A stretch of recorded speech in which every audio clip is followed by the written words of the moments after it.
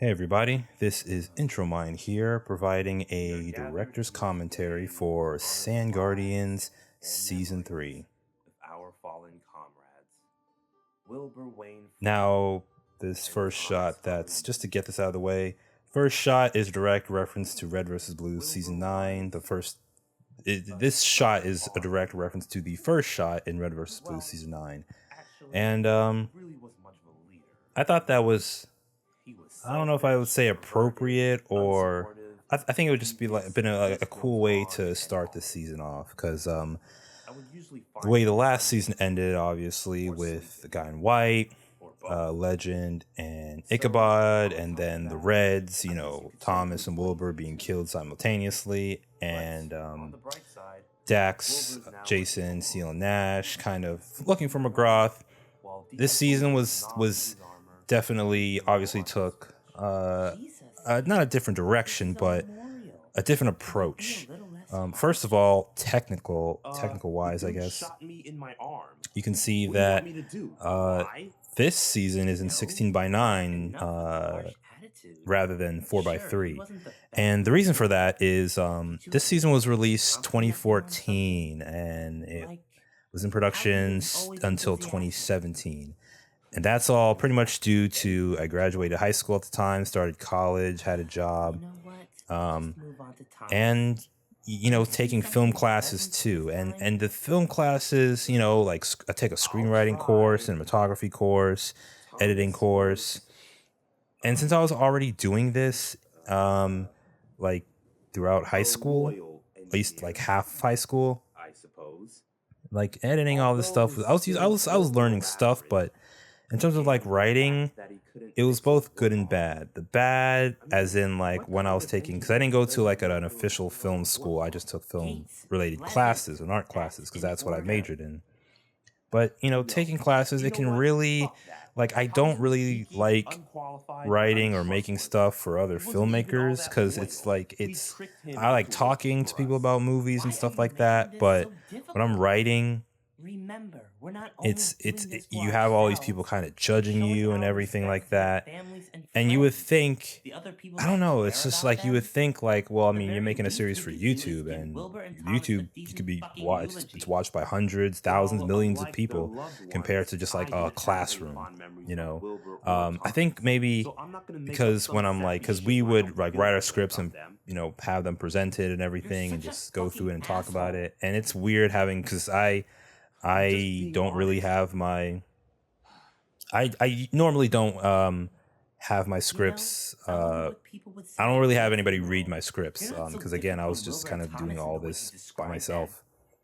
So yeah, I mean, I don't recommend that. If you have like people who are willing to read your scripts, then let them read them. But sometimes they might not get it, and it is helpful. But for me, it's like I try to go over my scripts as much as possible and make sure it makes sense and everything like that. And I think they're at least decent, and it did help in college, but I don't know, something about writing stuff for like film and like actually making this like a career. It took, I don't know, my self-doubt grew, and I approached Sandguardians, I don't know, really more cautiously. But again, on the good side of that, it's like I really had to, like, each episode, I really had to think about, okay, what's the motivation for, say, Gates or Miller? I literally had to go, tackle every character, Gates, Claire, Dax, Jason, Nash, Seal. And before I because like writing was like the thing about this season 3 is, like, in my opinion, the biggest season of Sandguardians, because I mean it has the most amount of episodes. It's the longest at the time I'm recording this in terms of runtime. There's so many different big changes, and of course, like, it lasted from 2014 to the very beginning of 2017. So this season, took a long time to produce, because again, I had all these other things kind of going on, and I kind of had to improve. I needed to really focus on, like I said, Hey, I saved your ass. If it wasn't for me, the character motivations.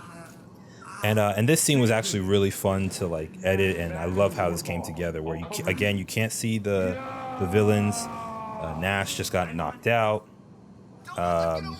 You know, Dax is from his point of view, and the little HUD. I really like this. I like how this turned out. And then you see this little grenade here come close, and then bam, you know, just transition to the next scene. I thought it was awesome.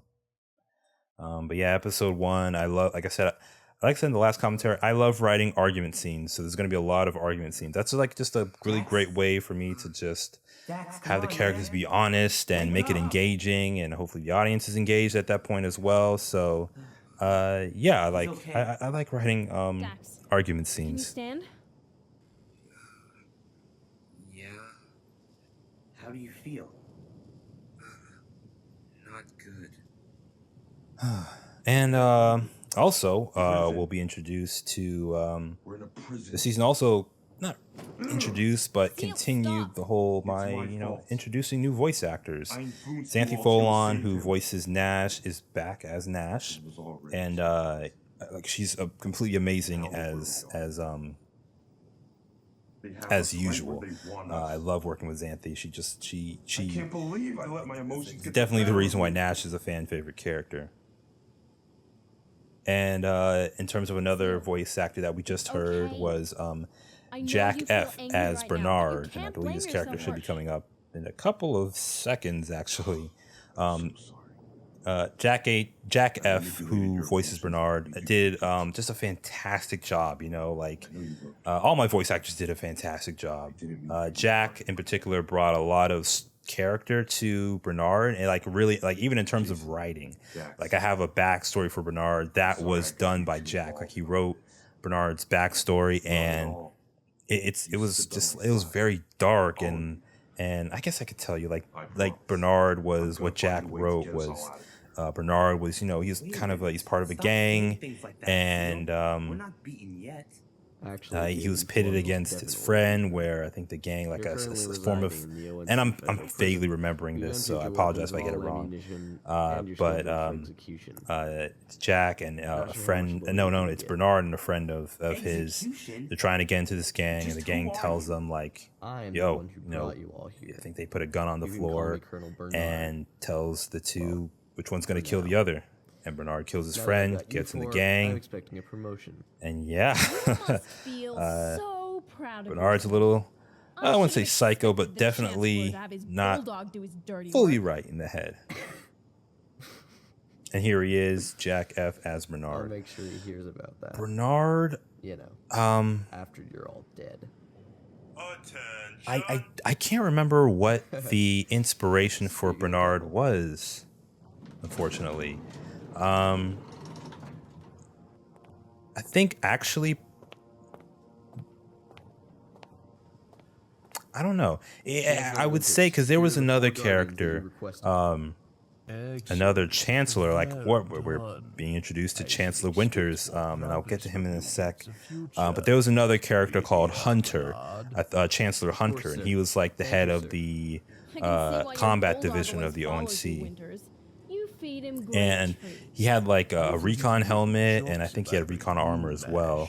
And his trim was silver or steel. No, it was silver and purple, or silver and orchid, I believe. Sorry, I would But be happy yeah, to he's supposed tell to be you, like he was but supposed to be we like this really recently gruff moved. kind of guy, I kind of like can't quite remember a the mixture name of his between Zuko and Commander Zhao from Avatar. But I guess that character ended up getting cut because it was just too many characters.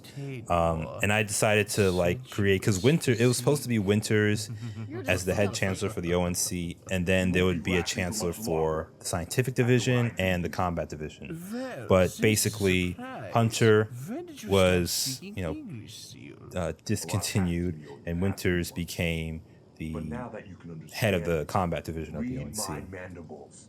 McGrath will be So it was avenged. tough, I had to write scripts, but I also had to like explain backstory and write backstory. It was just a lot of writing. But I think this season really improved. Like this is my favorite season because it has a lot of action. I feel like it has a lot of good dialogue, a lot of great character moments, and it keeps moving. I don't think there's really ever a really slow or dull moment. Schedule the execution And speaking to of an hour Winters, you from know, now, this is und the bring big Seal introduction for to the my villains. quarters. And He Winters has was kind of, something I think of like Loki from No. you know, the MCU, Back up! I need and just some kind of No. Get another your kind of hands off generic, him. I'd say, villain from another movie or something. I can't Nash, 100% back remember, up. unfortunately. Back the fuck up. Don't touch her.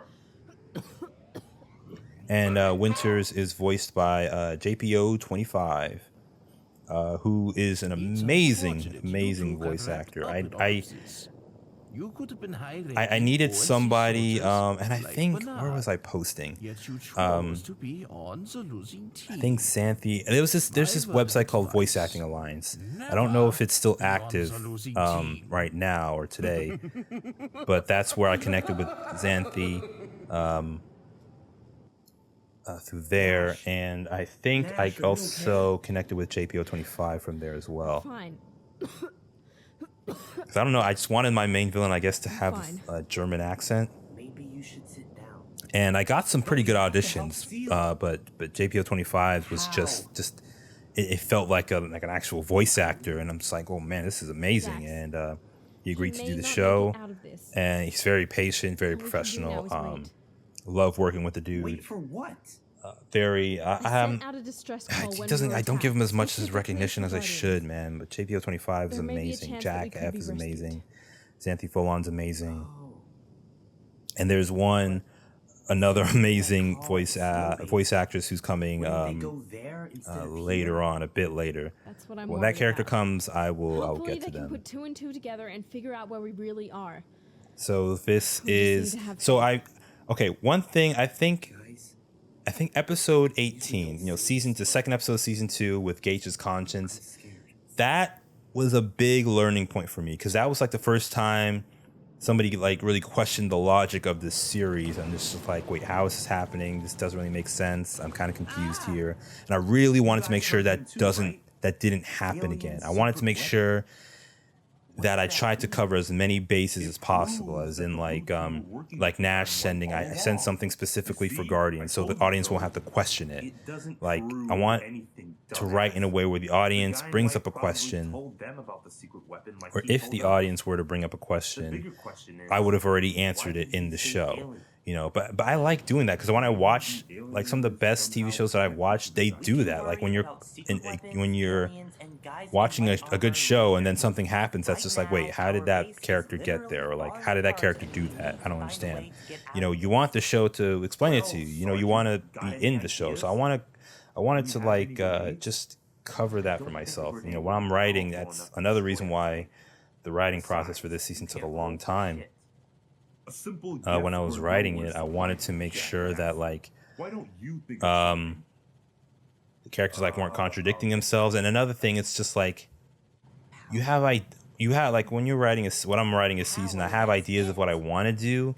Like originally this season was going to end with that actually sounds like a good plan. I won't spoil it just now. I'll get to that later. But this season was supposed to end differently, a little differently. Like the main gist of it was kind of the same, but it ended differently. Or no. It like in terms of ended differently, it ended like in a different location, and the ending involved different characters. Oh yeah, I get it.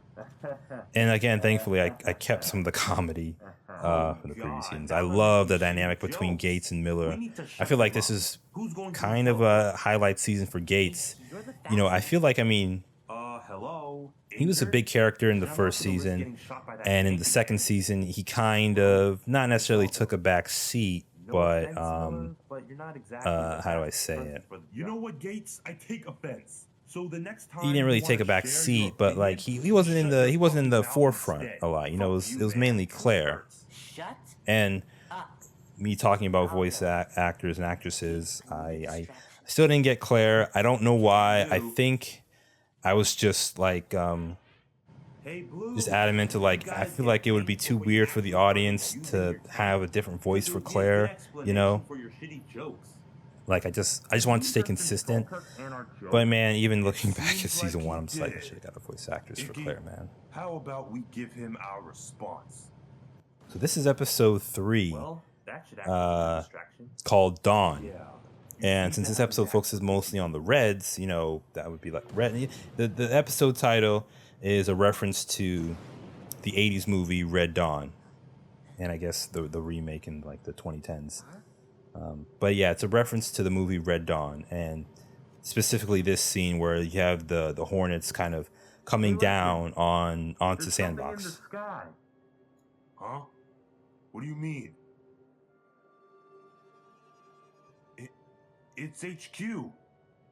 It's headquarters. And Why are one they- goal I had for this season was I wanted to What is bring that? the characters Is that together the medical team?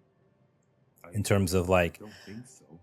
well, I wanted to bring the characters together somehow. This is the season, and the reason the season was so hard, and like I said before, I really had to explain the ONC. I had to Exit your vehicle just now. kind of describe what they are, you know, how they operate, who are the soldiers, what's the hierarchy there, where do our heroes, you know, the Sandbox soldiers, where do they fit into this?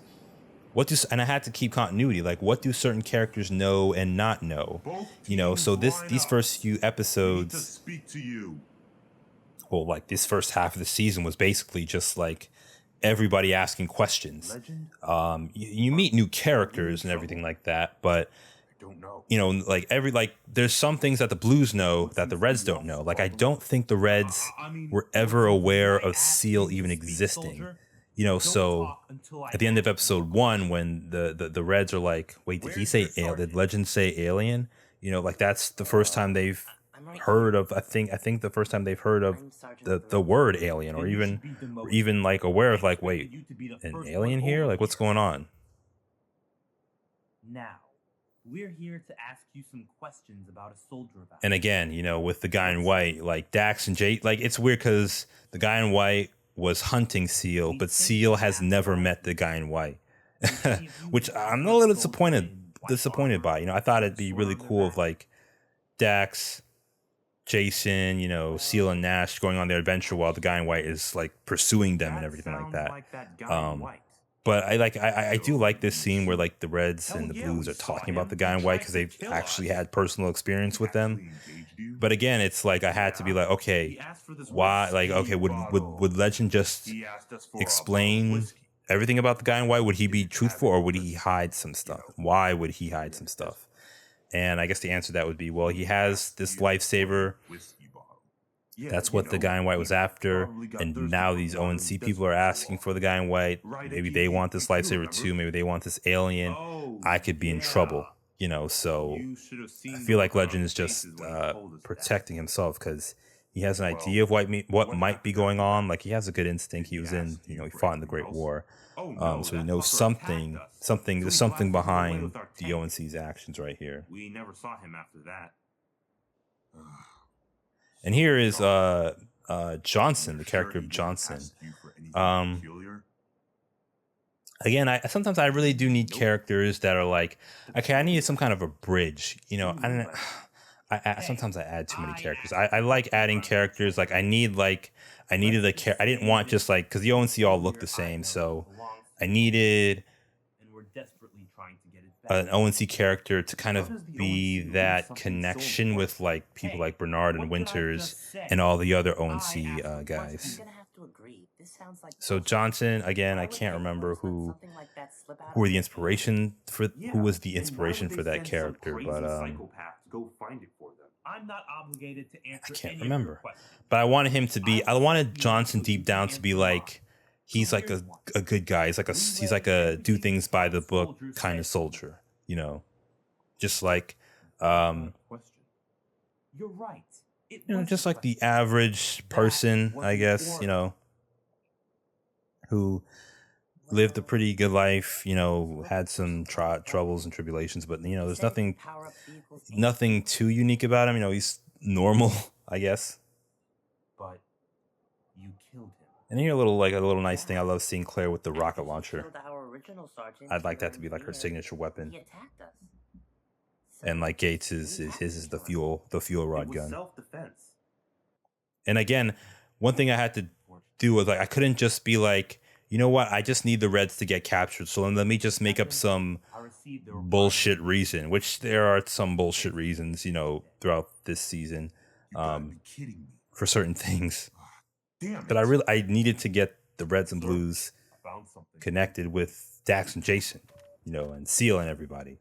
But I put in there like, wait, Gates would question this, or like Claire would be skeptical of this, Broadcasting the signal you that know, led us here. and it's kind of like fighting myself. Like as a writer, I want some stuff to happen, but like naturally the characters would, you know, stand up for themselves and like push back. You So I teams couldn't are just have under the characters arrest. not push back at all. Under what charges? Interfering with ONC affairs and concealing information. Yeah, and like this is bullshit, you know, But we like told you everything we know. like they didn't do anything We'll find wrong, out you if know. you're really The telling ONC have no truth reason after to arrest prison. them, but Incapacitate them. I hope I wrote in a way where it's believable, where it's, you know, you can think about like, okay, these ONC guys are shady and everything. And here the plasma pistol acting like as a little taser or something. And That's like physical of course with abuse. Halo you're limited Get with on the weapons, horn. so I didn't want to use the plasma Empty their pistol. weapons of all ammunition. Again, I just wanted the plasma pistol. When you see the plasma pistol, I just wanted people to see that, oh wait, that's the lifesaver. This one has a plasma pistol. Overcharge and release your burst until your pistol's depleted. And then the whole little joke that just passed about the wouldn't it just make more sense to confiscate our weapons and not just, you know, just to tell us to empty our bullets or whatever? That makes no sense. And of course I just did that Next so time, they can do continue what to I carry ask their the weapons, moment because I ask. there is a mode in Halo 3. Again, and I don't know if it's Halo MCC, but it's like a game mode called Flamethrowers, where every character starts off with a flamethrower, and when you let go of the flamethrower, you have no weapons. And I could have done that, but you guys are making a mistake. I know I thought that would have been just too much of a hassle. You know, yeah, I feel like maybe it probably would have worked better, but I don't know. It probably would have, but I don't know. I just didn't. I just let's let them hold their weapons. I don't know. Maybe the ONC are incompetent or whatever. Because I'm not a big fan of like I didn't want the bad guys. I wanted to show the ONC are just like the guards are not the best fighters. You know, like it's been a couple years since the ONC started, and like their guards and their fighters just aren't as good as they used to be. Like Bernard, like when he joined, and even when Seal, Nash all joined, like they were like the best. You know, they were best, and then from there on, it just kind of the roster kind of got weaker and weaker. What would McGrath think if the woman he loved died at the hands of his best friend?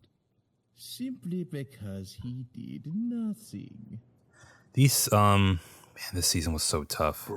I really Hell. I really tried to make everything make sense. Like when I'm writing it, even now, like when I'm writing things, it's just like, okay, why wouldn't the character do this?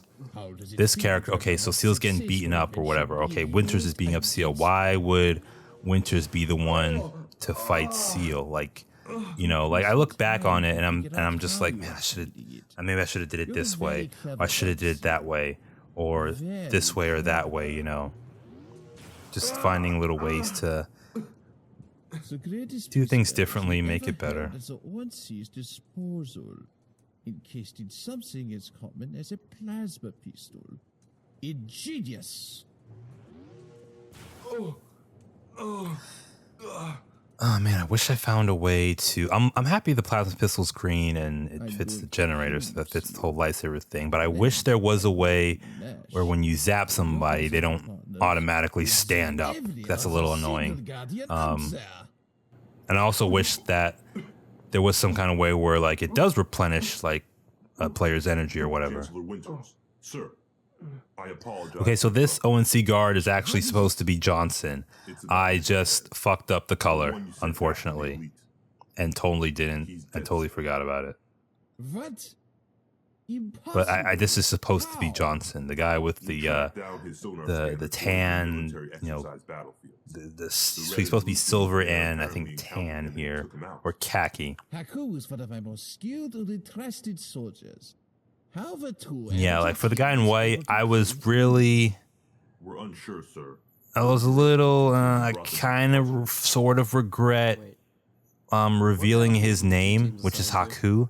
I believe Haku is Japanese I for think it was white, called Sandbox, Brigadier. but interesting. I kind of, I don't like regret it, but it's like, oh, was that the right move? Should I just kept it in mystery? Because the reason I did that was to, tell the audience that like, hey, the guy in white is dead. He's not coming back. He's dead. See what say no. And I wish I used Yes, sir. the guy in white I a believe bit I more, can have him handle interact with his Winters. more Because I always imagined the guy in white was the general of the ONC, hence why Bernard is the brigadier. The guy in white was the general. And, Winters Right. sees that Bernard can command troops, so he takes his very best soldier to like, hey, I need you to get this thing from Seal, and kill whoever you have to, even if it's some of our own men or whoever. Just go incognito and, do your thing. Where the hell are they going? They weren't for us. All right, come on, back in the huddle. There has Yeah. to be some mistake. We were wrongfully arrested. I'm sorry, I feel like I'm really not talking about these episodes, man. This season is so long. Jeez. And I really try to up like the look. I try to play around with a little bit of color correction or like color tint, sound design, and like adding better sound effects and everything like that. Just try to edit this in a way where it's like I don't want this to just be throwing things at the wall sometimes. His mission was to find and kill an elite. I guess I tried to make my who, at workflow the more time, was in efficient and possession of this professional, quote unquote. Stupid weapon. He was And, supposed to yeah, retrieve let's, it and return it back to us. We're now no longer in Sandbox. Your We are intervention in disrupted this. that We're in process. Foundry, the Halo 3 map Foundry, and this is the ONC prison. You're psychopath. And this was a tough map to make, but it was also not that tough. Admit it. But I really liked how this turned out. Just Sadistic at times. I feel it looks sort of like a prison, I guess, He was in your or area. like like when you That if, means he tracked the alien if there. like in jail they have like Do you know holding anything about areas. the alien he was Like this would tracking? be something like that. But I liked having like this energy shield here, Don't and think he mentioned anything God, about an I alien. feel like I should have just taken away the weapons or whatever. didn't. But I don't know. I like how the reds look and just like this location. And since this is all built in Forge, obviously. And I am not like good with Forge. I'm sorry. Did it Especially like for like Halo Reach and 4 where it gets way more complicated. And those like Halo 4 and Reach, it's like I'm always missing something. Like you always see a random weapon on the ground. I'm not great with Forge when it comes to Reach. And how But about I we still don't have a lot of explain experience why yet in there's a Reach. plasma pistol holstered to your thigh? I called HQ to send it to us. To help us fight against the red team, shut down their vehicles and such. And one thing I like about Jack F's performance here is that You know, you have to he understand why I think does it's such a really strange does get into coincidence. character and I mean, the elite were doesn't just looking read for a lines, specific he like secret weapon as a plasma pistol. I don't know, he just find gets it a in the bit character. Odd, a bit strange that you seem to have a plasma And he pistol does, right I don't know, through it just the makes you and a sound, at hitman least as when he's strapped playing into Bernard, it your makes you sound a little alien. uncomfortable. I wonder how fans feel about Bernard. Like I never like when something like Powers with are Bernard, it's purchased just over like energy. I just end up having him do like something shoot me with a very pistol. horrible where like it would just like I can't. make fans hate him. My You know, pistol doesn't have like any- Bernard's one of those If you characters didn't where get it's your like pistol, then I'm sure you have nothing to maybe worry like there's about. some good in him, Now charge it up and fucking fire. but I don't know. I think he's like a character where I wouldn't mind kind of handing him a piece of redemption and then just taking it away. Like where a character like a villain like when a villain is like, it looks like they're gonna redeem themselves, and then they just like, nope, they haven't learned their lesson. What? They just did was one terrible thing, and it's like, yep, That's not a they plasma had it. They literally had an opportunity of redemption, and they literally threw it away. Life-saving. I feel like that's what Bernard would be. How did they get it, sir? The other 2 blue soldiers that we captured came from Sandbox. If they're working with the Guardians... And it's a lot doing of it as intrigue well. here of I feel like this is where the story, well, season 2 technically is when the story starts to really come together. I think here is where the overall story gets solidified and maybe more clear, I suppose. Wait a minute. No. Sir, don't you think the Chancellor ought to speak with them? The Chancellor already has his hands full. He doesn't need to waste time with these idiots. And of course, you know, there's new characters coming in. Just take the weapon I love, since I had all these new voice actors, I couldn't, I liked, I always try to make sure the script is done before I send it to them, like ready to go. Schedule their execution too. Because I don't want them to have to do redos. I didn't want like my voice actors and actresses to have to do redos because I had to rewrite something, you know. Killing his hitman. That's what you fucking did.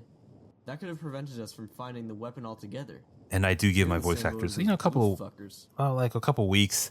Are you fucking Because I shitting me? take a while to, because I voice so many characters, so I obviously take a while to finish. So I give them a couple weeks to do their It's the thing. blue team's fault. What the fuck? Now it's definitely like, okay, like see how the title, how I said, is now just regular yellow. This episode was edited, I think this is the first episode edited in Adobe Premiere. Fuck. And of course, like everything, it was a learning curve. It's hopeless. I can't believe this is actually happening. We got fired and became enemies to our own employers. Icky. We're wanted for hiding the most lethal weapon of Because all I felt like I was using Final Cut Pro for some of the episodes before, like iMovie Final Cut Pro. But like in terms of like sound, I personally don't like Final Cut Pro for sound. And the UI is okay, but Instead of panicking, and it had some cool features, but I don't know. to escape. How do you expect we do that? We've tried everything. Something about Final Cut Pro, it just doesn't really seem as powerful as Premiere Pro. Oh no, not. All that thing has done has gone. But I mean, even now, I'm still It saved our lives before. It'll come considering through again. switching up again. Please, I'm done with that fucking thing. Look where it's got us. Ichabod, I want you to really. And I really like this episode in terms of production because I feel like the voice acting is on point and like the sound of the voice. Because I already know my sound editing could fluctuate episode to He even episode. sent out someone else to do his work for him. Doesn't that seem a little extreme? This is where I feel like the story can really start moving, you know, He is powerful. with our main characters taking some agency. So he decides to execute his own soldiers for finding it? Because an alien supposedly stole it from him? Well, you did lie to them about not having it. And you heard what that guy said. The alien's a fugitive. Maybe everything he told us was a lie. Maybe. But there's a lot more to their allegations than they're telling us. Sorry, I'm just watching the episode. I like this exchange. Something about Legend and Ichabod. I really like this duo, you know, because this is like definitely an episode where like these two are really, because it's just them two. They haven't seen Dax and Jason in a long time. And like I said, it's just these two, Don't worry. and they're really building like First, we get out of this cell. Second, a great find some ammo rapport and blast our way out of this building. with one another, Oh, I'm excited for that one. Third, we grab a vehicle and a great trust in and each go other find Dax too. and Jason. Like I feel like, especially for Legend, you know, he always kind of leaned on Dax and Jason, and now he's kind of learning more about himself by just being with Ichabod. But how? Where would we start looking? Who knows if Dax and Jason are still alive? I don't know. I just really like their dynamic. I don't know. Serious guy and the guy that's not We're dead as for sure if we serious. Stay here. But, you know, Ichabod becomes more serious and Legend becomes a bit more empathetic. You see that? I think it's some kind of control panel. What keeps these energy shields up. Maybe I can deactivate it somehow. Oh, come on. It can't be that easy.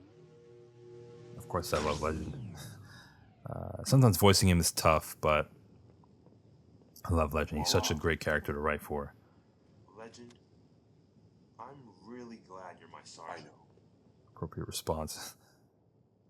And here, you know, the Reds, with no Wilbur, they have to start trusting each other. You know, this is kind of when they start to bond more as a family, I feel.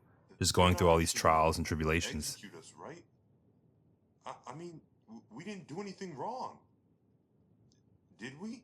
Of And even the course not. cinematography. I don't even know anymore. Hey! Hey! I tried to improve on that. Because, Oh, you'd I like to know that, believe, wouldn't you? I think Yeah. it's, Can you maybe it get was us this out of here? episode where I finally got, because the reason the last season, because, Ichabod, come on. like, okay, this season is weird. Like, the first few episodes were shot on a 4x3 TV. And then I think starting with this episode, I finally got an LED, like a 1080p LED TV. Because I was still low income. I was still like from a low income. Our family was still like, you know, making low income and everything like that. We weren't poor, but we were lower middle class. But we finally got an LED TV, 1080p. But I still had a DVD recorder. So just because I had a 1080p TV, the DVD recorder could only record up to 480p, I believe, or 720p. I can't remember. Gates, shut up. We don't have another option. But I did the best that I could. I always try to get the highest quality as possible. So kind of stuck in a not really, basically not HD, standard def kind of DVD quality.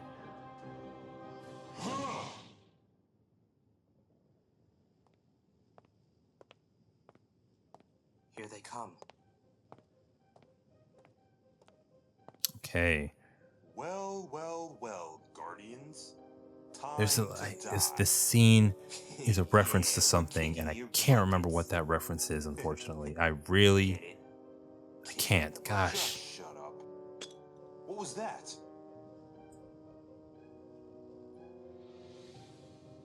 Oh, I think this was another Red vs. Blue Season 9 reference. Did you? No. And again, I'm not a great forager. I just lazily put those fusion coils there because I need an explosion. And here's Alan. Hi, I got a distress call about someone needing a heroic rescue. Alan! Hey, Nash, hang tight. Let me get you guys out of there. And Alan is voiced by the very talented, very amazing, good friend of mine, Sip. She's a great voice actress. It's kind of weird because she produces this Machinima series that I'm also on, that I voice in, called Guard Duty, which is a really, really hilarious Machinima and very comedy heavy. And I feel like I've always struggled a lot with comedy. I don't know why. I don't know. Maybe I feel like people have told me that I'm a serious person, and I wish that weren't true, but sometimes I feel like I am. So a lot of voice actors in Sandguardians are also in Guard Duty, and seeing them, I kind of like that. You know, seeing them. You know, if you watch Guard Duty, you'll see them in Sandguardians being all serious and Guard Duty being not serious. But I've always wanted Sip because even since the first season, Sip, the voice actress that voices Alan, I've known her since I got on the RVB wiki all the way back in around 2011, I'd say, and she was always a big supporter of Be careful, you two. of the show, and helped me out a lot. Like, she's the main reason I use Sony Vegas Pro 11, you know, which I'm extremely grateful for. I learned a lot from her, and I've always wanted her to voice character. So this was around 2014, 2015, and I've asked. I think. Why do I have this feeling that this may speed up our execution? I think I don't know. I didn't know who wanted her voice. I'm hitting this thing as hard as I can. Because I think I wanted Jack F to originally voice Alan, and then cast him as Bernard, and so I decided, okay, let me have her voice a hero character, like the main hero character, the main kind of the big new character of season 3, and she ended up voicing as Alan. And Alan was appeared in season 2, made a little cameo. He was supposed to be, McGraw's best friend. And I wanted Alan to be like the backup person, just the person who is also kind of normal. What was your first clue? But Alan's, for me, has been kind of tough to write for because I never really know what his thing is, And with season 4, eventually when we get to season 4, there's going to be more to Alan that was added in. Season 4 is such a big season. Even this season is a big season, but Alan is just it's a character. It's kind of, again, more RVB kind of connections. I'd say Alan's a bit like North, maybe a bit of North and a bit of Wash mixed together. Just really friendly guy, just he's a kind of a reference to some of my good friends. How for example, Wilbur is Thanks for leaving us behind. kind of inspired by bullies that I've known in real life and just assholes I've known in real life, while Alan is the complete opposite. Just pretty good friends, or good friends that I've known in real life, put into that character. And I just wanted to make Alan a regular person, I don't want to say regular person, but just a good friend, when we get to later episodes, I'll see, because Alan definitely becomes bigger as the season goes on. Are you cool with that idea? And speaking of Alan, with some other Guardian characters coming up, I wanted to finally establish, how do these Guardians work? Star Wars is a huge inspiration, so they're basically rebels, hiding out from the Empire, keeping hidden, going on missions to help them achieve their ultimate goal, which is to expose the ONC. And basically avenge all the people who were hurt, abused, discriminated against, and fired and let go because of the ONC's poor practices. This is so, oh my gosh, just a bunch of freaking fusion coil laying there. Are you sure? I know what I saw, Chancellor. The sergeant of the blue team had it encased inside. Now Johnson's in his correct armor color. The pistol was even able to replenish its own energy. Oh no. I saw it too, sir.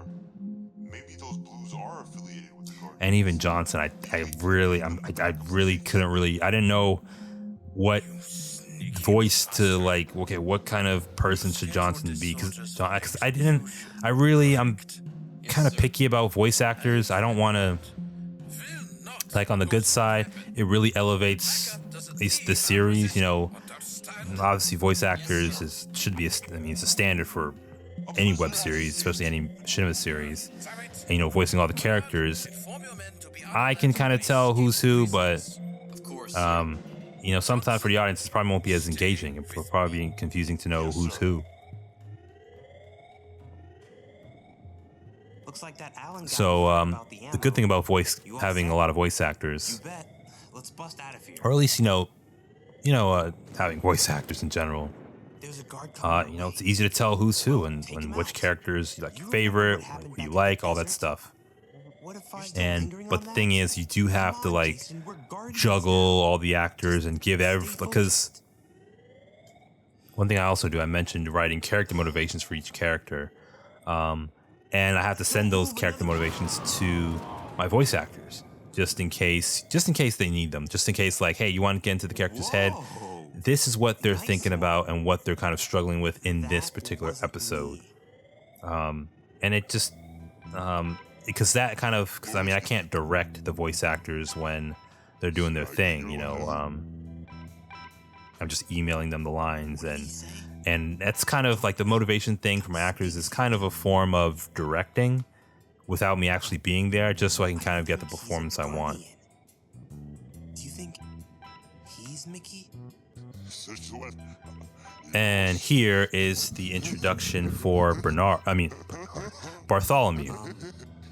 And obviously, again, Mickey was mentioned as being, Margroth mentioned Mickey in the last season about being really, really funny.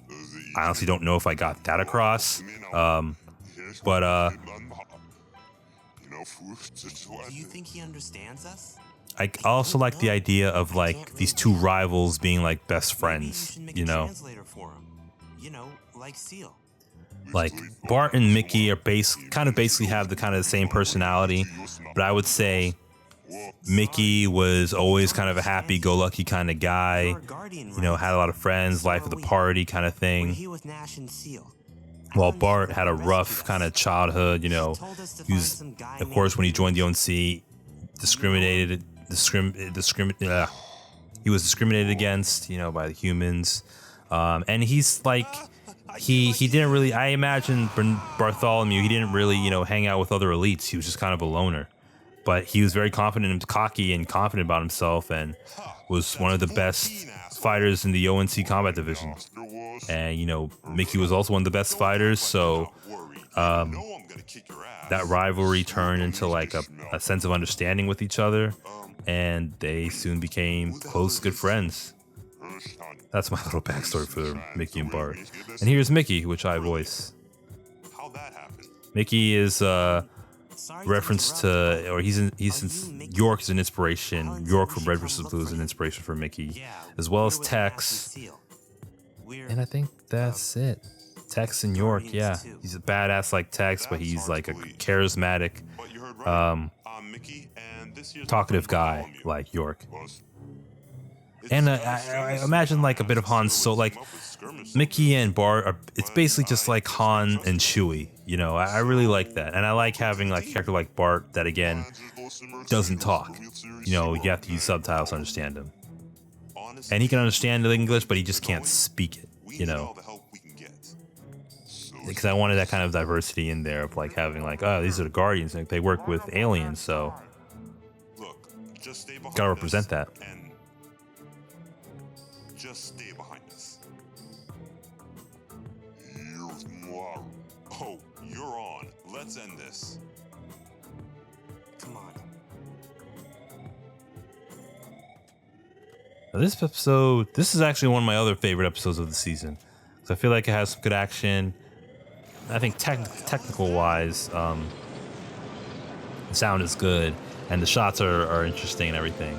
And I like this little scene just like of showing, don't telling, that these two love to like compete, it's Han and Chewie, but it's also like Legolas and Gimli, of them competing over like who got the most kills or whatever.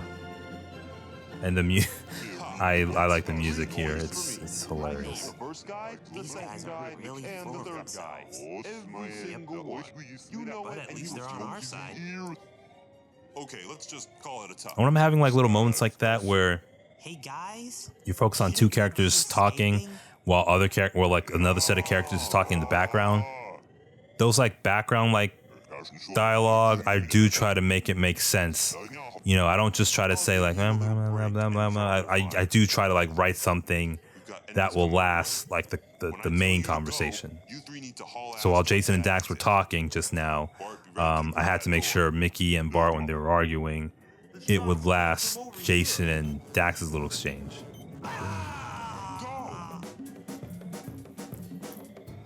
It's definitely hard to create like tension. Like you do feel like this sense, at least I feel like the sense of emptiness because I only have 4 controllers still. He's unlocking it. And oh my gosh, having 4 controllers and having this many characters on this, like not on screen, but like in the same room. I really had to be smart with like when I'm machinimating. Okay, what 4 characters? Well, like I need to get some shots. Like what 4 characters need to be here? Like with Dax and Jason, I think those shots, like you won't see Legend Ichabod in their shots. Like this shot right here, Miller is not in this like game, like not in this Machinima game. If that makes sense. Jason? Legend? Ichabod? Now our characters are finally reunited. after a season. How did you guys get here? I'm assuming you all have finally reunited, but if you folks haven't noticed, we've got a heap of soldiers coming right after us, so let's move. Everyone, come on. Yeah, follow us. Dax. And I love this, just like everybody's so confused. Like, well, where'd you come from? Like, where'd you guys come from? Like, doesn't matter. Let's just work together to get out of here. Who cares? Just run.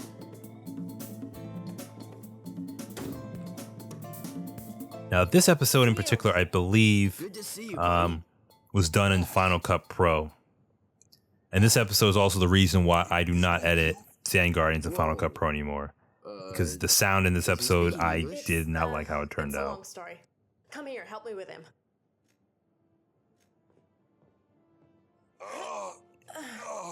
There you go. Are you okay? You're weak. I feel like I established, you know, Alan and Seal's relationship pretty quick. But I'm sure I'll be fine. Even in this episode, you It's been know. a long time, Seal. I'm gonna have to get used to your new. And I did have to acknowledge, like, But I'm glad you're safe. Alan's never heard Seal speak English. Like with Bart, you know, they understand Seal. Seal understands them. They're all right, and they're probably on their way out right now. But it's just like, just because the audience is used to like Seal speaking English doesn't mean like in story that Alan would What are you be, talking you know. about, Seal? Winters. His men arrested Dax and Jason's teammates and brought them here. They had the other half of my lifesaver. What? Hold on. What do you mean, other half? I thought you only created one lifesaver.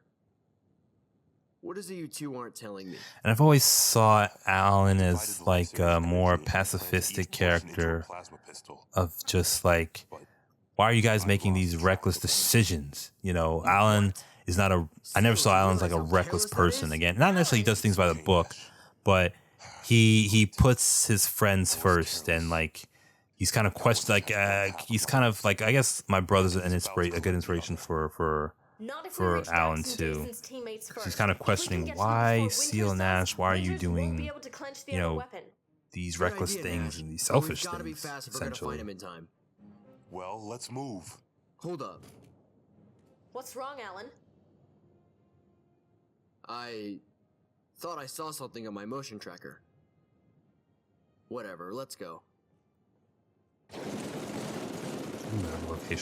Another location. This is Longshore. That, I can't remember. I think that's a forklift or whatever. That, like, when you put it to its side, that's tall. Like, it's like you stand up, like when you crouch, like I originally wanted to just crouch and shoot from behind that, but it's like, it's so tall, I didn't notice. I had to make sure the characters were like standing up and shooting, because I'm like, man, this thing is tall. The blocking, like, it's kind of weird here. And one thing I was kind of, still kind of upset about is, you know, the blues are still with the blues, the reds are still with the reds. I really wanted to mix up these colors. You two have got some explaining to do. What's going on? And I did have to, I feel like at this point I decided, like, okay, or at least maybe it was early on, I'm sorry, but I needed an episode dedicated to the Reds and Blues talking and just explaining everything in seasons 1 and 2. So that way we don't have to question anymore. We can just move on, you know, with the story. About Seal's lifesaver? What the hell does a mint have to do with this? Huh? Yes, we're all in the know about the alien's weapon. It's the reason we got arrested. Again, like, all these characters are learning things for the first time. And now we need answers. And I don't know if you noticed, there's like a big stack of crates behind Legend and Ichabod. Maybe in another shot, a wider shot, you'll notice. If you two are done catching up, we could use the extra firepower. We're on our way. So, Yeah, you see that big stack of crates just like stacking up to the sky. Hold on. That's for there's like a little extension bridge on this map, and I looked at it and I'm just like, this could be like a cool interior of a Pelican. You know, I just like how it looks, because, you know, like man, I wish there was like some kind of, I wish Halo 3 had like a flyable Pelican, because Halo 4 has a flyable Pelican, but Halo 3 of course doesn't, which is disappointing, because Know if we can trust them. There's, especially this season, you need characters to get from one place to another, and Pelican's very common in Halo, but it's not playable. And I honestly didn't like the choice I chose for a Pelican. Again, because I'm just not great at Forge. I think some people use like Foundry, which I probably should have used. Oh man, it's yeah. Yeah, let's not. I really shouldn't. And I guess I used this map as like the interior of a Pelican, because it had those controls. Even though a Pelican in Halo obviously looks nothing like that interior. Fuck it. Legend? Shouldn't we help them? Again, like before, you know, there was a little exchange between Dax and Legend.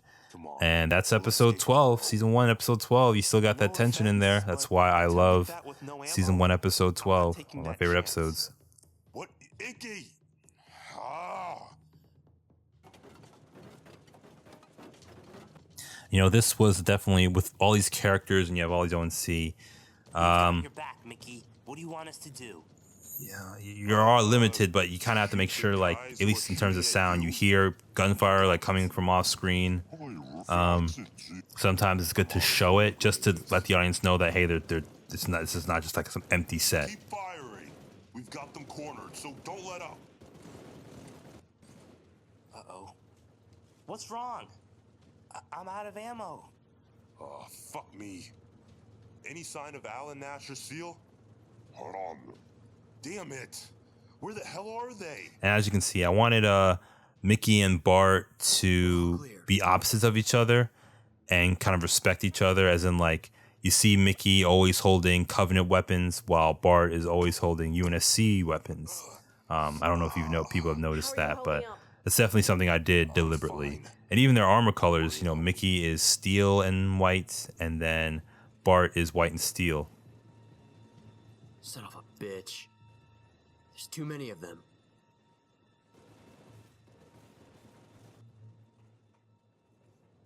What's our escape plan, Alan? There is no escape You know, it's plan. tough to do like battles like this because it's just like Look down there. Alan could have easily killed one of those guards just now. I wish I at least had some. It's just hard. Like when you have such a bunch of soldiers, just like you can't just really just stand around and just talk like this, you know? Because it's like as I'm watching this, it's like why isn't nobody shooting back? There's too many of them. Mickey, Bart, and I came here on a pair of dinghies to rescue you two. We never planned on picking up these many hitchhikers. What? So we're stuck here? Not necessarily. We'll just have to find an alternative getaway. We were brought here on a pair of Hornets. Love this dynamic between So maybe this Seal, place has some Nash, sort and of vehicle hangar. Alan. Slide slow mo now. Don't abandon me, bro. Bart, come in. It's me, Alan. Check your one. Finding all the fires. I've got Nash and Seal with me. I definitely wanted, like, I could have easily made this where Alan calls Mickey, but I wanted him to call Bart because, like, yo, Bart is just as much, like, he's part of the team. He's not, I want him to be, like, imagine if, Chewie talks, technically, but, like, imagine if Chewie was a bit more sassy and, talked and everything. Like, he's not just, like, oh, Han Solo's friend, but, like, I didn't want Bart to be that character that people forget about, you know. You second that, Nash? I have a better option. So, what did Alan say? We getting out of here? Maybe. He said he found a hangar bay nearby where we can escape from. I do like Mickey. Cover to get to him. Mickey kind of became the, I guess like the Johnson of the Guardian crew this season. Just being like the bridge between like, hey, I'll talk to the Reds and Blues and help them become Guardians and everything like that. And hopefully they'll trust me. How'd she capture him? I got her. Don't shoot. She might try something. I love this map. Just like the sky. It's so gloomy and drab. All right, Nash. The chick's got balls. And like when I'm writing, you know, I always try to like think about, okay, what would this specific character naturally do in this situation or this scenario? And when you write down like, well, like a character like Gates, well, Gates would do this, you know, like, well, maybe Nash would be kind of ruthless and just put Bernard's life on the line or whatever and not care because she wants to get out of there with her friends. And that kind of brings in new ideas, actually, you know, like, Alan, gather everybody up on board. I think I originally wrote it where like Bernard was like knocked out and captured or whatever. But I don't know. Maybe it was always originally the idea of like Bernard willingly letting himself get taken. I'm certain Brigadier Bernard can endure anything they put him through. But what if they force him to? Trust me, Captain. Bernard And I do like, you know, portraying Winters as like he's a smart dude. You know, he's not stupid. In fact, I'm expecting him to. Oh, he knows like he always tries to make sure he has the upper hand. And again, Bart's dialogue, real quick, is basically just, you know, me saying the line normally, like, come on, let's go, and then just going in my audio editing program and reversing it. And here's the little pelican. I think it looks like the inside of a pelican, sort of, kind of. Reunited at last. And again, this is the first time I believe the Reds actually see Seal, like meet him.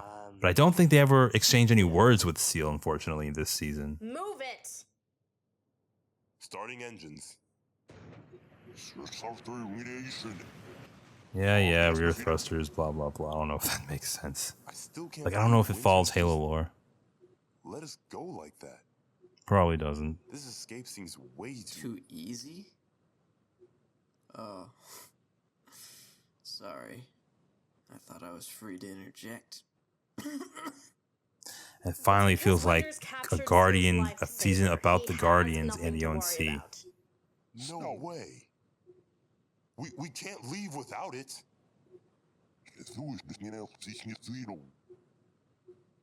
I don't know. We'll just have to find out somehow.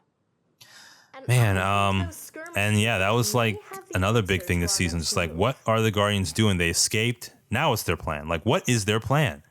You know, because I think I talked about the rendezvous and what else? It was drawing a blank. Sydney. Getting to a rendezvous and oh, it's a horrible effect. Hello, Jesus. That's not even a great effect. But yeah, like, what's the Guardian's story? Like, how are they, like, what are they concerned about? What's their motivation, essentially? And they could have easily just like, yeah, we don't care what Winters is doing. We're safe. Let's just chill out or whatever. And but of course, find a way to expose them, I guess. I need to provide you with and I don't know. I can't remember what like, because this was like a big thing. It's like, what's the Guardians' motivation? Why do they like? What are they worried about? Why are they so worried about like Winters has the lifesaver? You what? And what's their plan of attack? And I feel like Seal would just be like, that lifesaver, like, it's my last remnant of McGraw. I need to get it back. I need to find out what Winters is doing with that lifesaver. And the other characters are just like, maybe we should just forget about the lifesaver and just find another way to take out the ONC. We got to regroup, stay safe, and Seal is adamant. I'm just like, I'm not going to do that. You know, I'm going to get back at Winters. And gosh, I'm skipping over these episodes and these characters. Here is Vice Chancellor Sidney, and he's also kind of like him and Bernard. Like, I guess I kind of split Hunter in certain ways. Like, his personality was molded into Bernard, while his armor color, how I said before, it would be like silver or like steel and purple, or silver and purple. I just put that on to Sidney. And I wanted, like, you know, just kind of answer the question, why don't the ONC have aliens in their, like, in their roster? And I would assume that, you know, when it comes to like the scientific division, you're just working with like an elite and you're just doing some experiments or whatever, or just talking and testing. Combat, obviously you're fighting, so it's just like these people, like, I mean, for the humans, you know, the elites, some humans at least were still the enemy. Good afternoon, sir. You wanted to see me?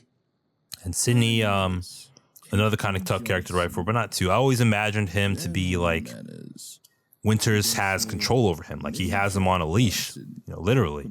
And he's like, Sydney's kind of a sellout. You know, he's just a sellout. He sold that, like, he's supposed to be the head of the scientific division, and don't think I deserve it. you know, he's not part of the Guardians. I kind of imagined him just abandoning them, abandoning his whole division because he was so afraid of Winters, and you know, maybe he just didn't get support because he was an elite. You know, people just thought, you know, it's just like kind of in real life, you know, how people from certain backgrounds are looked down upon or looked on as dumb because they come from a certain background or because their skin color or whatever. And I just thought that would be, you know, even kind of like X-Men, you know, just have the elites kind of fit that role of being different, being discriminated against. And Sydney, you know, he's a victim, but he's contributing into the pain and everything too. You know, Bucko, if you're expecting me to talk, you're going to be pretty disappointed. Don't worry. And I want to portray Bernard as like tough. Like, he's prepared for this. There's a reason he's the Brigadier. He's one of the highest ranking members of the ONC. He won't be easy to break. And I loved pitting like tough guy Mickey and Bart against tough guy Bernard. And Bernard, he's just a little smarter. Well, he's a lot smarter. Seal? Hello?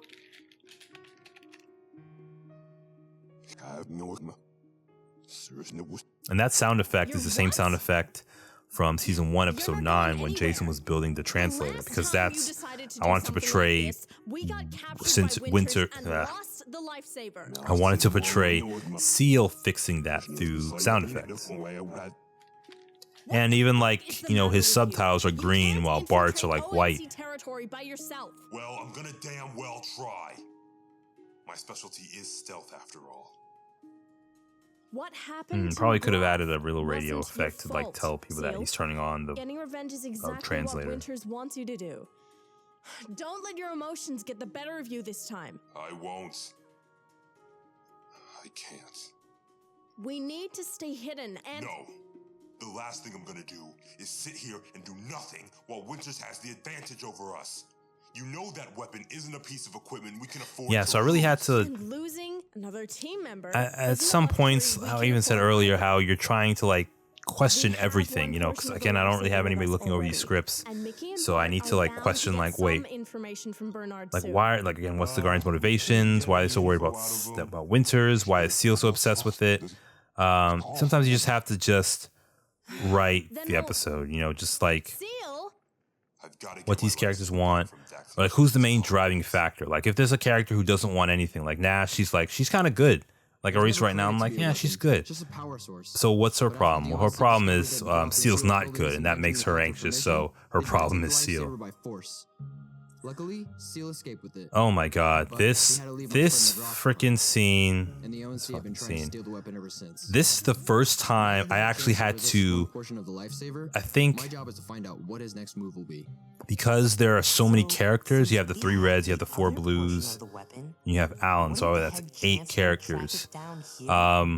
He might try, but I couldn't, the reason Dax was just like awkwardly next to the reds for some reason, all the way, like he's like avoiding Legends cooties or something, was because I couldn't really have a shot with Alan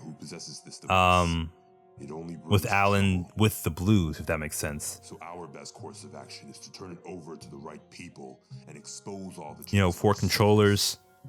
If you're referring to the USC as the right people, then you're just having 4 controllers, and if I wanted Alan like looking at the blues, there's only like this 4 blues and Alan, that's 5. So like one of them's got to get out of the shot. That happened to be Dax. You're now a fugitive of the ONC.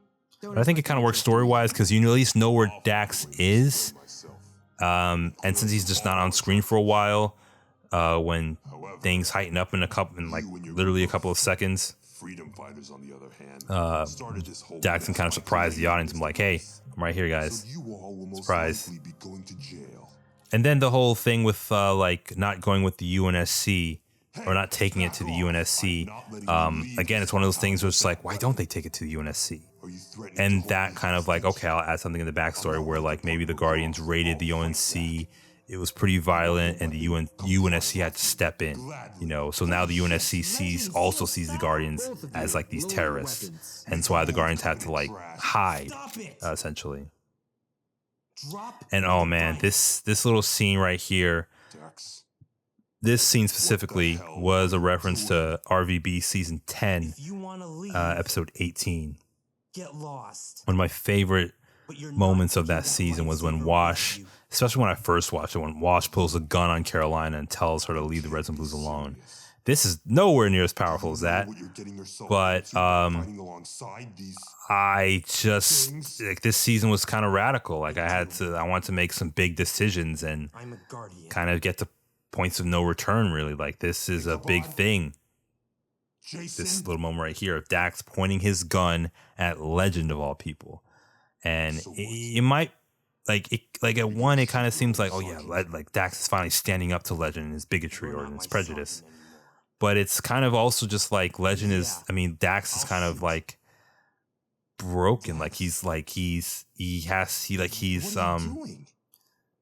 given up his innocence and he doesn't even know if this is the right thing to do. He just wants to be with the Guardians, but it's just like, not like he's brainwashed, but he's too obsessed with the Guardians, and now he's pulling a gun on on Legend, and even Seal at the same time. Like, because Dax has these 2 father figures, you know, these 2 mentor figures, Seal and Legend.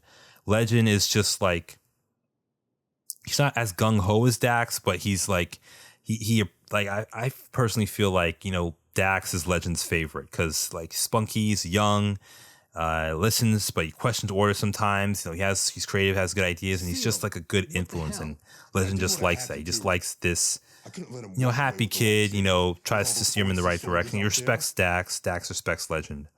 However, like Seal's kind of like the cool uncle or the cool. I can't believe I'm saying this. The cool stepdad or the cool biological dad or whatever. I don't know. Just like the cool figure, you know, the guy that goes on adventures and rides a motorcycle and like takes Dax like, hey, Dax, let's go to the weekend. Let's have some fun. Let me show you how like this other side of the world, you know, and Dax just loves that. But with Seal, he's kind of like when McGrath died and when he found McGrath dead. Even when McGrath was captured, something kind of broke in Seal.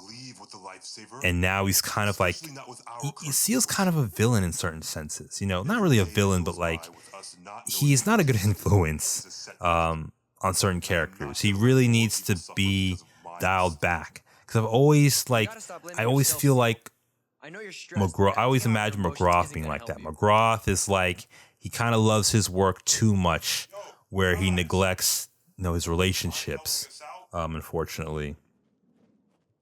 Did you two manage to get any info from And I think Alan, the way I wrote Alan was like to balance that out. Like Alan would be one of the few people who can like, hey, McGrath, like calm down. Like, you know, like again, like McGrath is like the guy who just likes to move forward. He's very ambitious and he has all these ideas. And Alan's the kind of the person that's like, yo, you know, let's just like, let's just be happy that we have friends and we're like, and life is good right now. Let's just appreciate it. Like McGrath is like, yeah, like life could be so much better though, you know. And Alan's like, but life is good now. Like just focus on now. And Seal was kind of like the in between of, you know, when how I kind of imagined it. And we'll probably write down, you know, this little backstory. Seal was definitely like, he was intoxicated by McGrath's just demeanor, like McGrath's enthusiasm and See what you guys can do about those red and blue troopers. his view on things, McGrath's view on things, and everything like that. So that alien guy. And he liked it, but Seal, befriending Alan and Nash and everybody, Seal kind of learned that like Upset. he liked to be McGrath's partner, and McGrath was the leader and everything and all that stuff. And he grew so attached to McGrath. Like, I always imagined Seal to be like this really introverted, kind of shy person, but like he has that same idealism that McGrath had, and that like view of the future and everything like that. It's just very internal. I guess that's also like a bit of me and Seal. Like I'm pretty idealistic, a bit of a dreamer. And like Seal is he's just that, like McGrath. They're basically McGrath and Seal kind of like, that's why they got close. They're kind of mirrors. But McGrath is the extrovert and Seal is the introvert. And when McGrath died, Seal tried to keep that alive. That feeling, of making things better. And that's why he's just so reckless. And even Nash, I think Nash is also kind of like, well, Nash is, I imagine her as like, the way like Nash, because Nash is a bit tough, a bit tomboyish, how I wrote her. And she can control herself. She can try to control herself when she's around McGrath, and with Alan, she definitely got that balance of like McGrath is just exciting and intoxicating and everything. But when Nash spends time with Ellen with Alan, Wait a minute. just kind of spoiled the next season. But we'll get to what I mean by Ellen in the next commentary. But yeah, well, like I was saying, with Nash and Alan, when Nash is with Alan, that's when she's kind of more balanced. She sees Alan as like a friend and like a slow kind of burn relationship. Where like McGrath, everything is a little quick, because McGrath, I feel like, likes to move quick, and Alan is kind of the only person who can get McGrath to slow down. In a way, in a more extreme sense, to Nash, McGrath is pleasure, while Alan is joy. What's your point? And if you want to know what I mean by that, George Lucas, creator of Star Wars, can like look up his explanation between pleasure and joy. It's amazing. That's how I see. That's how I see them. And yeah, with Dax, Legend, and Seal, I like the fact that Dax has these two father figures, and this is where it kind of starts to break down. Season 1, it was Dax and looking up to Legend. But now, and by the end of that, when Seal comes, he's starting to question Legend. He's like telling Legend, like, this is what I want to do with my life, and you're being really overprotective. I gotta go. I just have to leave. And with Seal, Dax likes Seal, and like Seal pushes Dax to like get out of his comfort zone. But Seal's not the best protective person. He's so focused and into his emotions and a little selfish that he ends up getting people he cares about in trouble, like legit trouble. Enough jokes, start talking. Or what? The widow here is gonna fucking hit me again? The what? So that's a big explanation. And in this season, with Dax and Legend and Seal, Dax is now at a painful crossroads where he kind of loses both of his father figures in this season, as we'll see as the episodes go along. I guess she didn't tell you what happened to her boyfriend. And definitely here, yes, when we get more vulnerability with Alan, and he becomes established as a character, with depth. But we'll get to that soon. Like I said earlier, this is the episode where we can just, all those questions that the Reds and Blues have, let's just answer them, and let's move on. Maybe for fuck's sake. To the UNSC wasn't such a bad idea after all. No. And I did like keeping that. Sometimes I kind of, have to have at least one character questioning things, because I sometimes if I write myself into a rut of like they don't want to go, they can't go to the UNSC, but let's say like a later season I have to write like you know, maybe the UN, maybe I have to make the UNSC actually like the Guardians. So I don't know. Sometimes you have to you gotta be good enough to like write yourself out of corners, but don't be too hard on yourself. If you write yourself into a corner, it happens. That other alien, they're all really great fighters. And with this little scene I use, I think this music piece is called The Pier, Pyre. Hope I'm pronouncing that right. Pier. But this is I use this in episode 12. You know, we'll do our best to get you guys. I wouldn't say it's Dax's theme. It's more like a joining the Guardians theme, I suppose. Our help? Yeah. And here again, more with Mickey and Bartholomew, showing a bit more of their vulnerability. Huge disadvantage.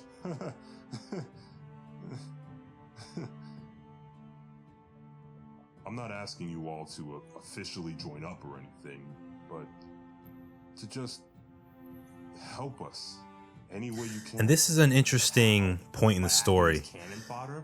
Again, I'm gonna keep forcing repeating this. Character motivation, character motivation, character motivation. Why? Like a good way if you get stuck in your story, if you're writing something, like if you're writing fiction, a good place to get stuck is like, okay, not really what do I want as a writer in the story? Like, what would this character choose to do at this moment? Because that's how you can kind of create some conflict. Like, this character would want to leave, or this character would want to prove another character, like a character wrong. Like maybe this character still hung up on something this other character said a couple episodes ago. Basically, what would these characters do? What would their, and why would they do it? You know, like I thought it was interesting here to have like, okay, who out of these, like out of Ichabod, Gates, Clara, and Miller, who would want to join the Guardians and why? I think Miller is just like, I'm tired of being how that big argument in the first episode of season 3. What did Bernard mean back there? B.I.A. Which, gosh, I'm explaining it so late.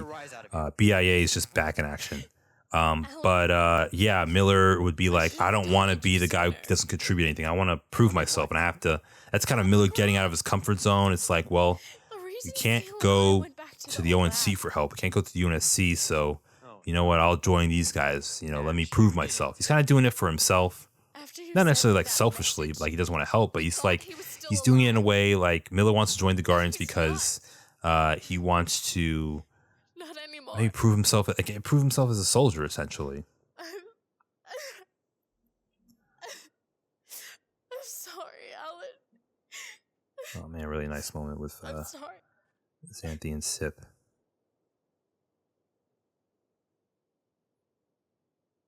I feel like this was a reference to some episode of Red vs. Blue, but I can't remember. But yeah, this was where like, and this was like a challenge for Alan, you know, writing Alan. It's just like, oh, I love this shot of like half of it's in the light, half of it's in the dark, and Alan's facing the dark. Kind of his character's taking a turn. Like when I like moments, like I feel like good stories have moments of no return. Like I don't really like stories that just revert back to the status quo, especially dramas. Like I've watched some dramas where something really, like a character betrays another character, and then by the next 2 episodes, the character's is in everybody's good graces or something. Like I didn't really want that. I wanted stuff to really happen naturally, you know, as much as possible. Come on, guys, let's go. You're gonna have to work a lot harder than that. And it's one of my favorite episodes of this season. And I think one of the reasons it's one of my favorite episodes is because it's short. Every episode beforehand, like has been 9 minutes or 10 minutes or even 12 minutes. And this is like, I think this is the shortest episode of the season. Yeah, like I like short enough episodes because especially with my writing, you know, sometimes I don't know, sometimes I explain things too much or I let Shots linger for a little too long. And finally, we get to see like the Reds and Blues mixed together, and they're all like one team now. Fuck ton of training if you want to survive another ONC attack. And I did change the subtitle like fonts and style. I need to talk to you too. Now looking back on it, I kind of miss the other style where it was a bit bigger. Here is a little too, I don't know. You gotta be you gotta be careful with subtitles. Like for me, I'd always try to make it look fancy and everything when the point of subtitles is just for the audience to read it. That's it.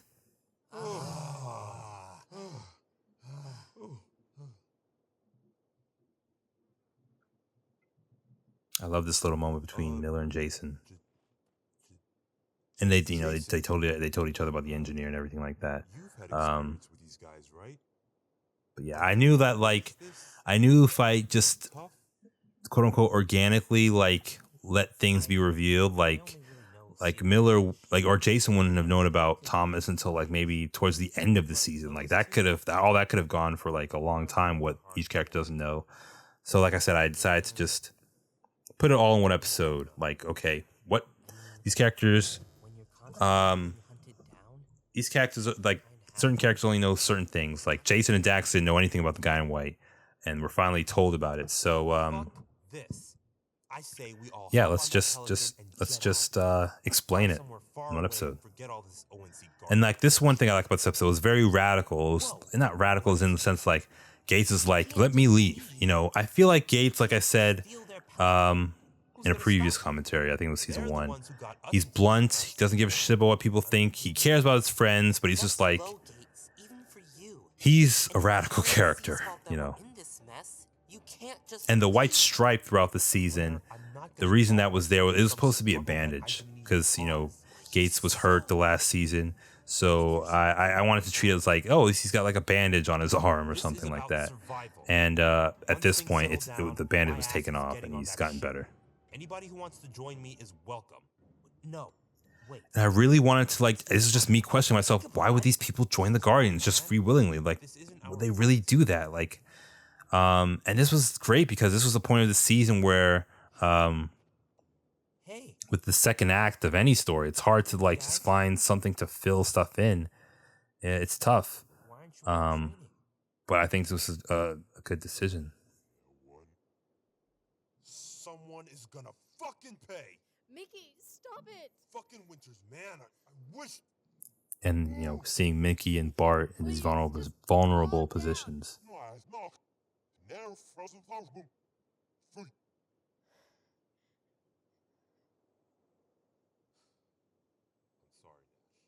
I love this shot. I really tried to play around with the cinematography because I was still in college at this point, so I really tried to improve my cinematography. Mickey, is everything all right? Let's just call it a day. Anything we can do? And again, you gotta be careful with so many characters. Mickey! You don't want it to feel empty, but you want the sense that the other Reds and Blues they're there somewhere. They're not just like not there. They're there somewhere in spirit. Still plan on leaving? Huh? You're leaving? Gates and I were planning on sneaking out on. And I definitely see Gates and Ichabod as kind of They need us. This isn't our fight. two sides of the same coin, I guess. Like they're kind of the same. Like they're both not necessarily lazy, like Gates, but Gates, they're both selfish. Like Ichabod's just selfish because he's lazy. Gates is just like, I don't get my way, I get selfish, or my way or the highway, essentially. And again, their voices sound very similar in my opinion. Gates is like, I would say, more angry and everything like that. Well, Ichabod is kind of more laid back, I guess. I really don't know. I just use my regular voice for both of them, I guess. Dax, put the gun down. And I wanted to like show, like emphasize that Dax is hurt. He's still hurt over Legend. And now he's pointing a gun at his teammates. you know, he really wants to believe the Guardians, but with what's happening with Seal, it's like maybe the Guardians aren't as perfect as I thought. And for him, Dax, that's a scary thought. And Legend is no longer, like, his prejudice against aliens no longer makes him a safe space. So Dax is just like, he has to grow up, and he doesn't really want to do that. And I didn't like how Dax hit the ground. That was kind of weird. But yeah, this shot is a direct reference to Red vs. Blue season 12, episode 18, with when Tucker collapses. Somebody help! Somebody get him some water!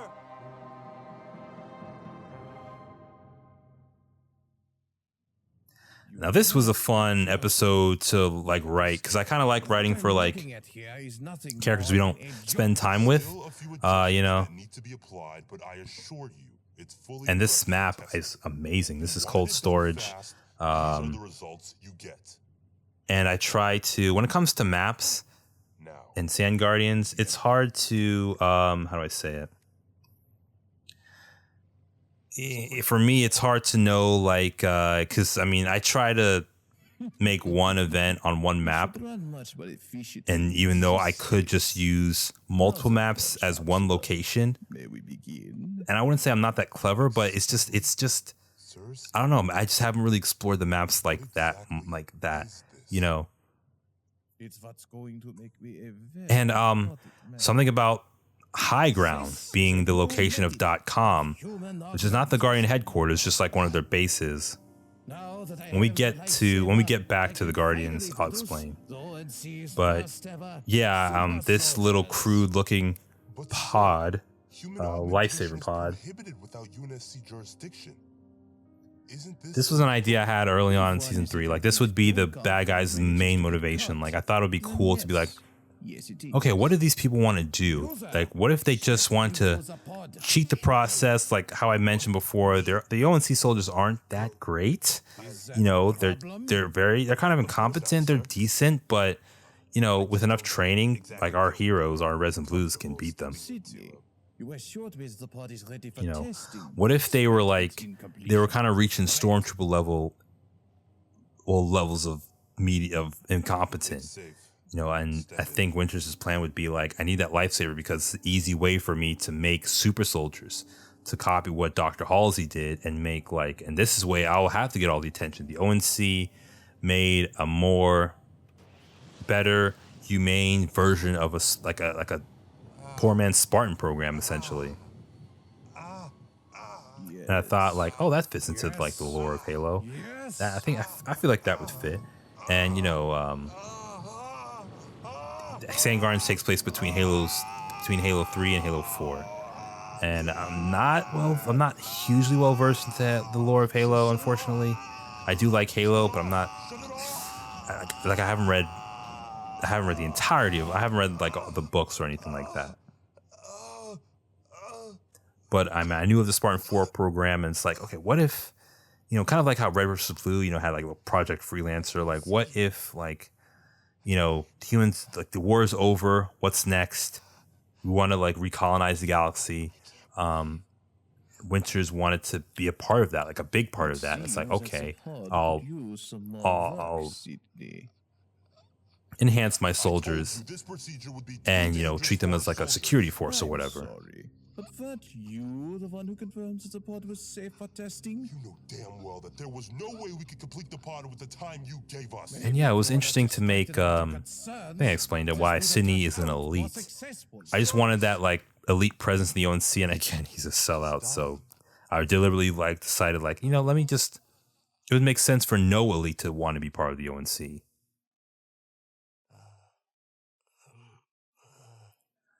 And if you're paying attention, this is the second time that Dax wakes up and we see things from his point of view. You feeling okay?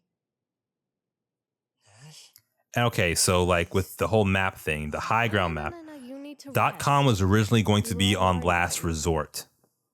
Like the way this season ended, it was going to end in Last Resort with the characters, you know, escaping from its ONC attack. 10 laps? And if copyright wasn't an issue, I would have used Trocadero's their song "Keep Moving," as the ending song for the season. can't believe because they music were planning is on leaving with our Pelican. tough. I'll give you a little, little behind the scenes kind of thing. If you're watching an episode and you see, like, you watch the credits and you see, like, you know, when I like, because I Jason, put do you mind I watching put him the for a music while? for Of course. for every episode of Sandguardians, I put the music that I use. Why do I always complicate things? And if you see like 4 or 5 pieces of music used, I'm just glad that means I was having a rough time with music in that Legendary episode. Jin and Nash. If I use like 5 pieces of music, it's just like, I don't know. Like, there are just scenes where I feel like music should be there.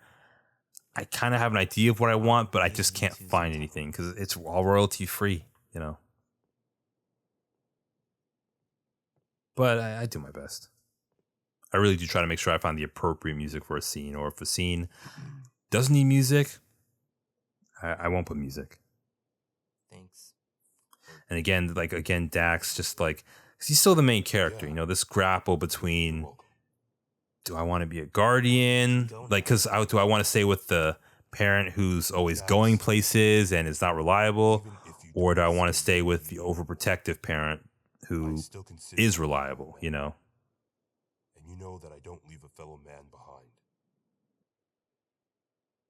Your compassion's appreciated, but I get it. This was a really tough scene. I don't know why. I was an idiot for trying to change your view of them.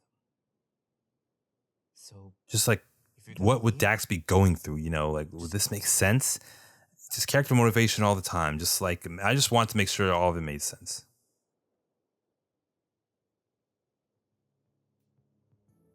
It was good to hear from you guys again. Now, this was a little cameo. This is supposed to be a character that's going to appear in season 4. Wilco. But as I was like producing this season, I didn't really know who the Guardians were, or like some of them. I knew they were like, I had ideas of some, but this was supposed to be just some random Guardian. Hence why I voiced the character. you have our condolences too. Appreciate it. You guys. And this is, you know, this is a point where Miller and Claire would start to warm up to like these guys, and vice versa. Mickey, I wanted them to like, okay, we need to give them an out. You know, like, why would they stay with the Guardians? Why can't they just, they're away from the ONC? Why don't they just, you know, go home? And I wanted Mickey to kind of give them that kind of opportunity. And fun fact, this scene was originally written for Jason and Claire, not Miller and Claire. Again, I wanted to mix things up. And the reason I swapped Jason for Miller was because I think Jason was in the previous scene, you know, with, you know, Nash and Gates and Ichabod. If you want to leave, here's your opportunity. And he was going to be in this scene again. And I wouldn't know what Miller would be doing. I think he would be training or whatever, but I'm not sure. No, I'm not leaving. And again, like, To join you guys, God, and this scene was, I guess, was a little different, I suppose. But like, I'm not gonna give up. Like Jason, like, why would Jason want to leave? He's been with the Guardians since season 2, so why would he want to leave now? You know? So I switched it to Claire and Miller, because again, they were the first ones to want to join the Guardians, and Miller is still like fighting. Even Claire is like, they're both fighting their self-doubts. We can just keep this amongst ourselves. Besides, we all need your help just as much as you need ours. You know, I was having doubts about how strong you guys were. Yeah, apparently, I feel like, if I remember, there was a lot of different changes in this episode.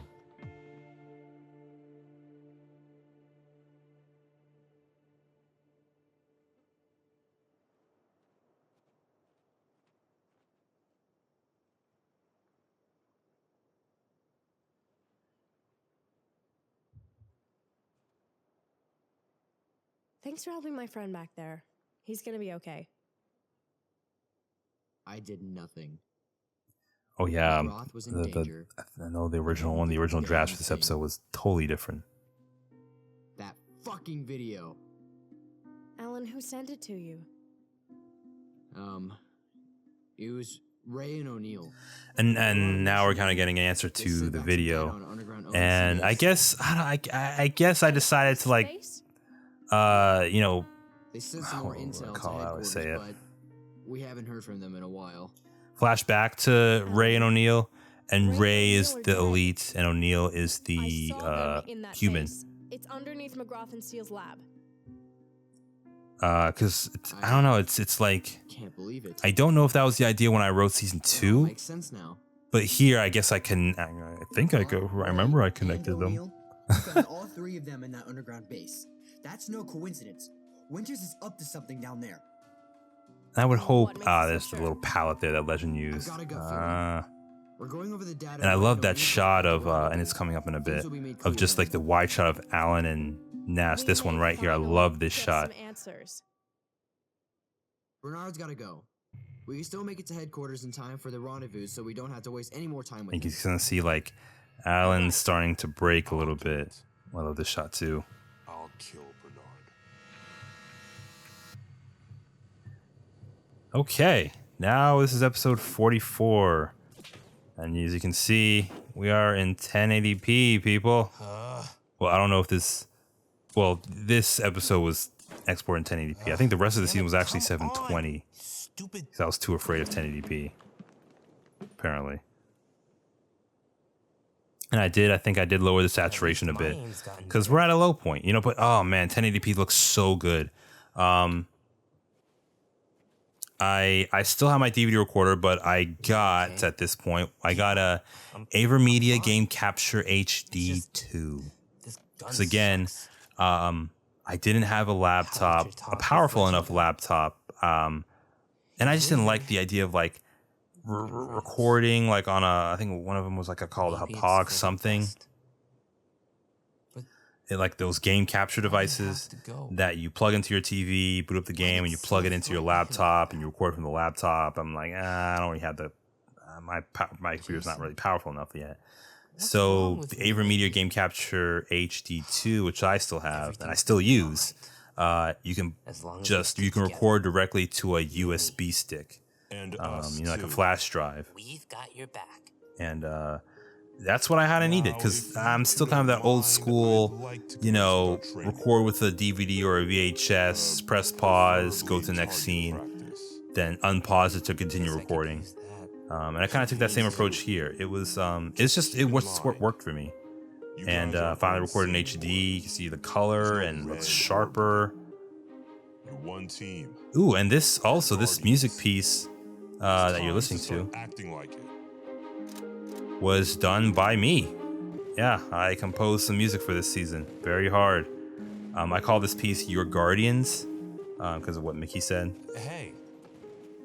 And it's not like great, but I wanted to kind of get into like music composition and just like see what I could do. And I think I used GarageBand. Still considering it, yeah. I have Logic Pro, but I never really touched Logic Pro. I don't know anything about Pro Tools. I think that's an audio composing program, I think. I'm not sure. I think it's best if I stick with my team. Well, and honestly, I know that comes in that bundle, like consider staying too. Main Stage or something. I have no idea what Main Stage is. Do you really want to risk going it alone? I don't know. But again, you know, with Legend gone, I wanted Ichabod to kind of question, like, you know, that scene in season 2 when Legend tells Ichabod, you know, I thought you were going to be a role model to them and everything like that. And that's Ichabod finally kind of taking that to heart.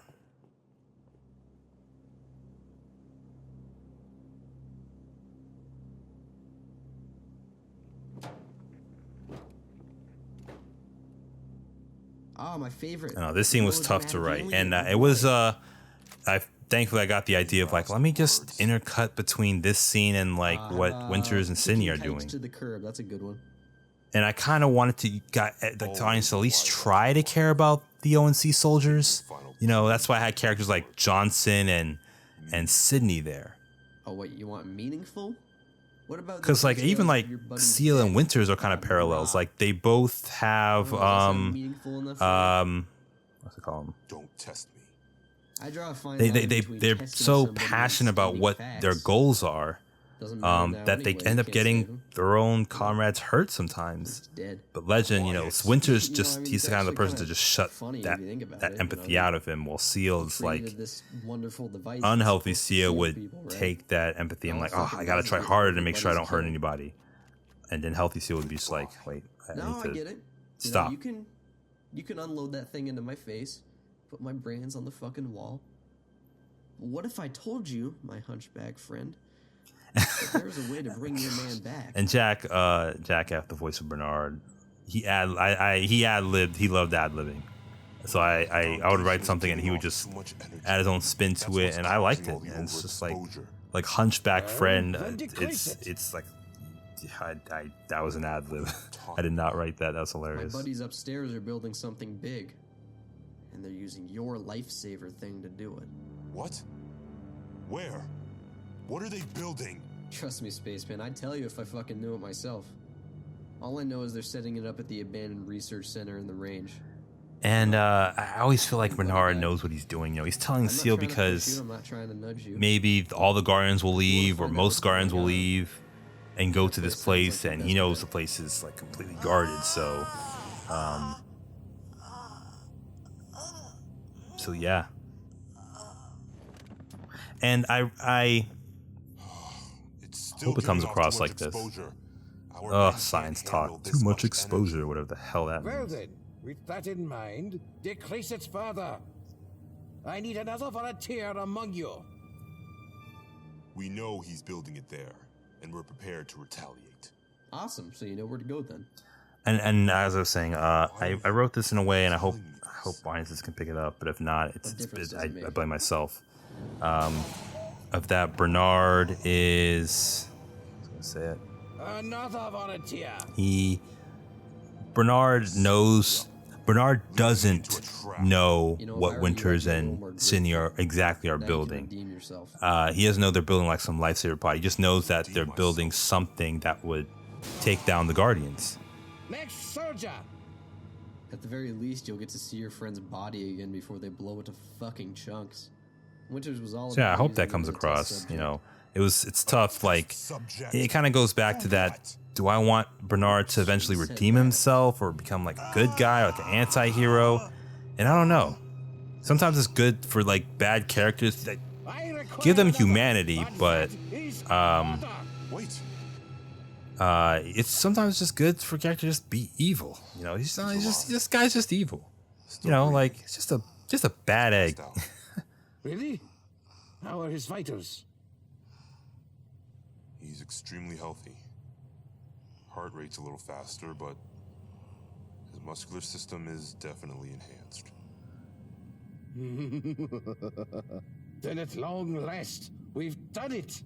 We've made the right adjustments to the Like I experiment. said, Cold Storage is such a great map. Like this yellow green, like this kind of grayish green yellow is just nice. It looks great. I'm not even gonna explain the flood stuff. I'm just gonna ignore it. Sorry. What did they do to McGrath? I'll give you one thing, man. You're fucking funny when you're angry. Tell me now! I guess you'll find out at the I lab. wish I did that punch better that Seal just did.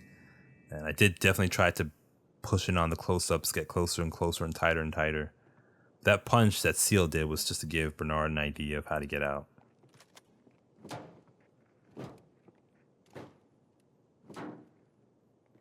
Oh, I should have just used something else. This is so weird, but whatever.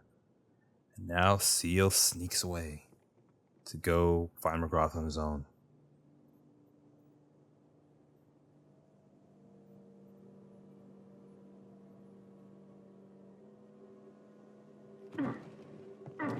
Okay, so you're gonna hear a bird call, like a just a crow or something.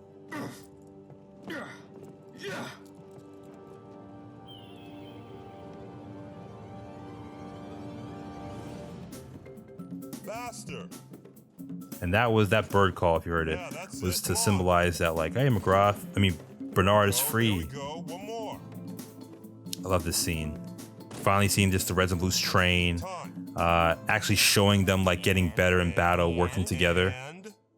And this little exchange of like and between like Jason and Miller, that was a reference to the Star Wars documentary Empire of Dreams, the story of the Star Wars saga, because like there was and I can't believe I haven't mentioned this. Sandguardians also has a wiki, you know, like a fandom wiki. If you like Sandguardians, check out the wiki, edit the wiki, have fun on the wiki, or just look at it, you know, read some stuff up. I put a lot of trivia in for the episodes because it's first of all, it kind of helps me keeps track of things. But yeah, that thing, that and between Miller and Jason was something that Mark Hamill and Harrison Ford were doing after a take. You're steadily improving. And I thought that was like a nice kind of like friendly thing of like, yeah, these characters are bonding. And I like the fact that Miller and Jason, like, I don't know, like something about those two. You try to make sure you kind of keep that stuff, that continuity within later seasons. We're just, you know. Seriously? Both of you? Yeah. Good, because you'll have plenty of time to do that back at headquarters. We're moving out. Moving out? To headquarters? Yeah, now we're kind of, it's where the rendezvous thing starts to come back into place. I would say we're kind of reaching, like this is probably the last episode of the second act, where we're finally getting to the end. And I know I've talked a lot about how hard this season was and how challenging it was. You know, and even the good stuff like the voice acting and everything, the voice actors and actresses that are in this season. This season I still think is the best season in terms of like writing and story and engagement. You know, even a bit of nostalgia, like the shots are all feel purposeful and characters feel like they're getting enough screen time and development. This season was tough. Like motivation, character motivation. I will try to shut up about character motivation. Seal, come in. What's your status?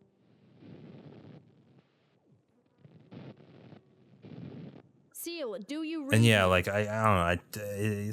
You could argue that like the Guardians were a bit careless with Bernard, which they, at least for this part, they kind of were.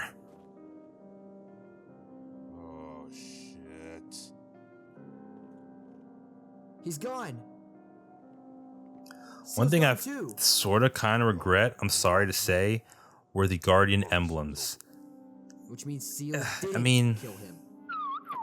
Seal, like if you're trying to stay hidden, like why are the Guardians wearing emblems? You know, just to, you know, just out in the open, all colorful too. Has gone you know, back to Winters to get his lifesaver. But I don't know. Oh no.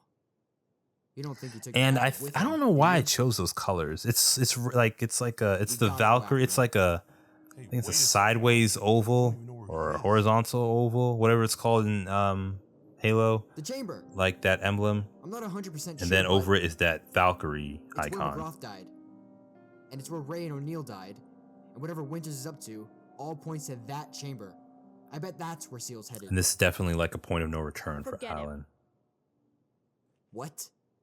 It's too risky to just assume Seal's And there. and Nash is kind of reverting back to her endangering season ourselves, 2 and Bernard Nash gets every of speck where of she's information like, here. You're saying we just let Seal we gotta, It you was know, his decision we gotta to go stick to alone. like business. We gotta like talk him stick out to of the it, plan, the but he still mission. McGrath died by doing nothing. Kind of that whole thing of how like you feel, Alan. the rules, Truly little do. Power Ranger rules for Guardians. You have know, other people never counting on portray a Guardian unless situation deems it necessary or some shit.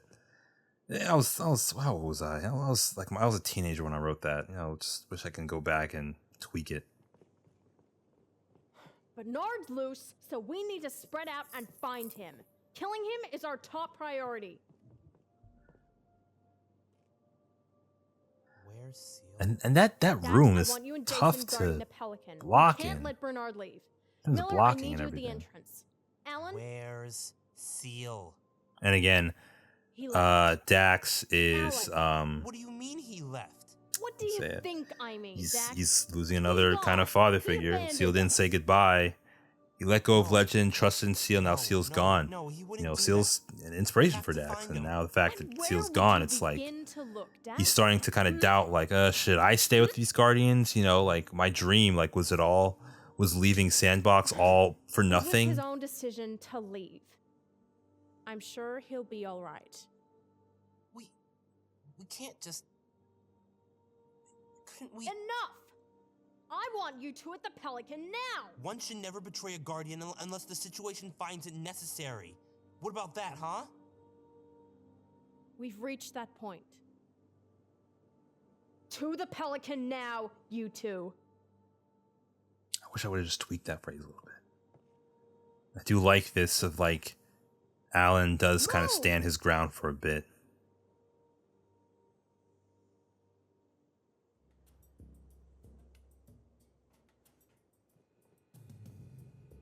I was gonna mention something before, but I forgot. Oh yeah, it's like how I said, this season was originally, this area, High Ground, was originally supposed to be Last Resort. And the season somehow, how I wrote it, I still had the original, not script drafts, but the original like season guide summary of the episode. It was going to, Their deaths vote we invade. I think the last episode of this season was actually called Last Resort. I think, if I remember. It was going to be called Last Resort, and it was going to end with, it was going to be Nash, Dax, Ichabod, and Miller who were going to go after Seal, and everything. And I think, and like the other Guardians knew they were leaving. They weren't like sneaking off. Like the Guardians like let them leave, and they just stayed or something. And the people who stayed were Jason, Claire, because Jason, like how I said before, Jason and Claire were the one who talked with Mickey and Bart. So Jason, Claire, Gates, Mickey, Bart, Alan, and Legend. I think I even had at one point where like Seal left, and then Alan went after him, and then Nash, Dax, Miller, and Ichabod went after both of them, I believe. And this area is kind of foreshadowing the next season, actually. Because High Ground, thankfully, has a pipe, and this map has some pipes, so I like to imagine, like, oh, maybe that will... This is me kind of connecting the maps together, essentially. I'm going back to Winters to reclaim my lifesaver. And I do love this scene between Legend and Seal. Like, I love these two characters. Like, I'm happy I was able to have at least one moment where they're like, they respect each other, Conflict. I respect your tenacity. They're both such, like, Legend's kind of like that guy, like, he's regal, but, like, you can get a beer with him. While Seal is basically the same, but he's more into wine. I hope that makes sense. I know you'll use it to protect them. Return this to Jason as well. Tell them to be strong. I like that shot. The shot's right here. Thanks.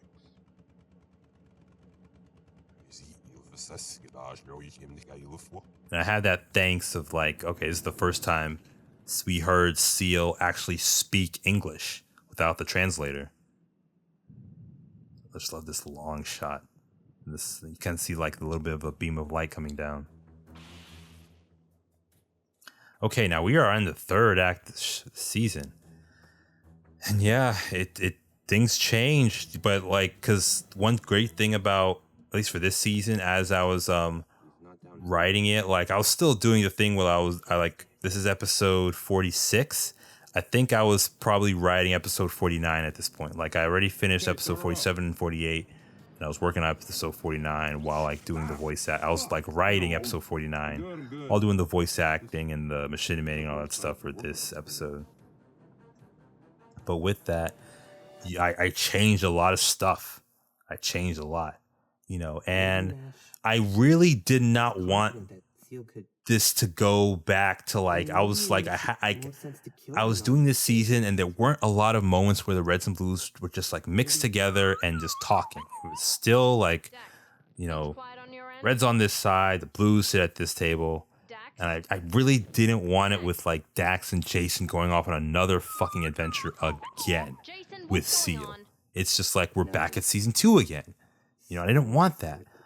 But that's like, that was just the natural flow of everything. Like, you know, Dax and Jason had to go because they were closest to Seal. They would be like, the Reds they don't really care for Seal that much. So it's just like, the Reds are just trying to keep themselves safe, you know.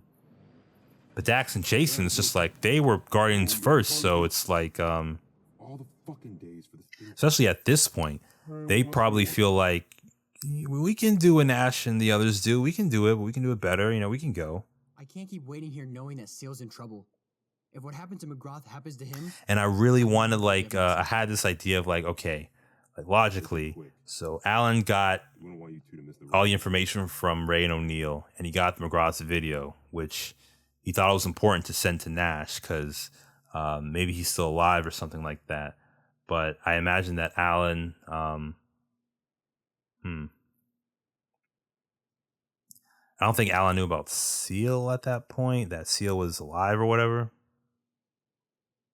But I imagine like Alan would, how do I say it? He wouldn't go back because I don't know, maybe he would be too scared or he didn't want to abandon like his other Guardians. You know, he didn't want to be selfish essentially. He's very a person who's just like kind of part of him, Alan, like the way his character is, he doesn't really believe that he deserves some things. And that's a bit more explained the next season. But I feel like a part of him, how I wrote him, like part of him doesn't really feel that he deserves certain things. You know, like he always puts his friends first, never really puts himself first. But again, we'll get into that next season. And here, like, this feels like a really selfish act, but he's kind of doing it because it's just like this same situation happened with McGrath. And he's explaining it. I'm not gonna make that mistake twice. And that was just a great line delivery by Sip. I've got a plan, but we'll need to gather some equipment first. We've got that. Just tell us what the fuck's going on. I didn't want to. Like you have kind of this darker side of Alan coming out, but I never really wanted to make him. I didn't want to make him like Wash, and I kept making him like Wash. Not really making him like Wash, but I felt like he kept ending up like Wash, and I didn't really want that. I wanted him to be a bit more jokey. You know, I don't know. Not ourselves. Ah, right. That justifies everything. Like you're any better. If I recall, you were ready to abandon. Alan's like, looking out for yourself is certainly. It's gonna sound a little weird. Alan's kind of like the Washington of the Washington, or like the Gus Fring of Sandguardians. And what I mean by that is like he's the character that like, or like no, like Gus Fring or like or like Saul Goodman. You know, like he's the character. He's like the main character that doesn't appear in like season 1. You know, like Alan's a big character, but he's not in season 1. You know, so it's just like he's like, yeah, this new character, but like he quickly settles himself in. I feel like Mickey and Bart are a bit like that too. And of course, we had the scene where Bernard called Winters and everything, showing, just kind of fulfilling his promise to Winters and telling them the location of this base at .com. And I never mentioned, I don't think I mentioned the name .com. Oh God, I can't believe I haven't. Yeah, but this in story, like story wise, I love that shot. You can kind of see Bernard in the corner. This area is called, in the story, is called .com. And the reason I call it .com is because I kind of seen it as like, oh, this is like this big communication hub for the Guardians. So they called it like com is communication, or like .com, like X marks the spot. I don't know. Come here, boy.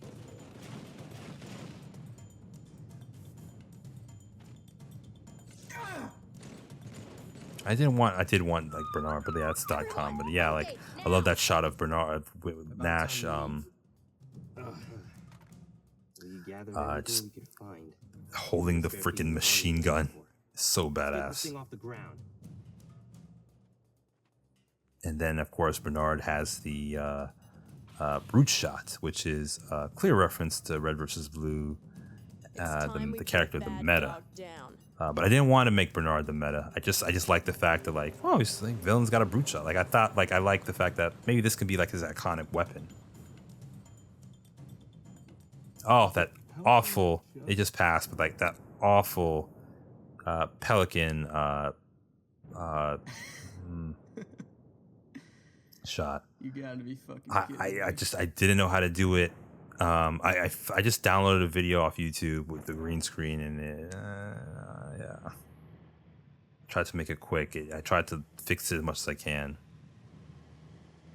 Okay, now this shot right here.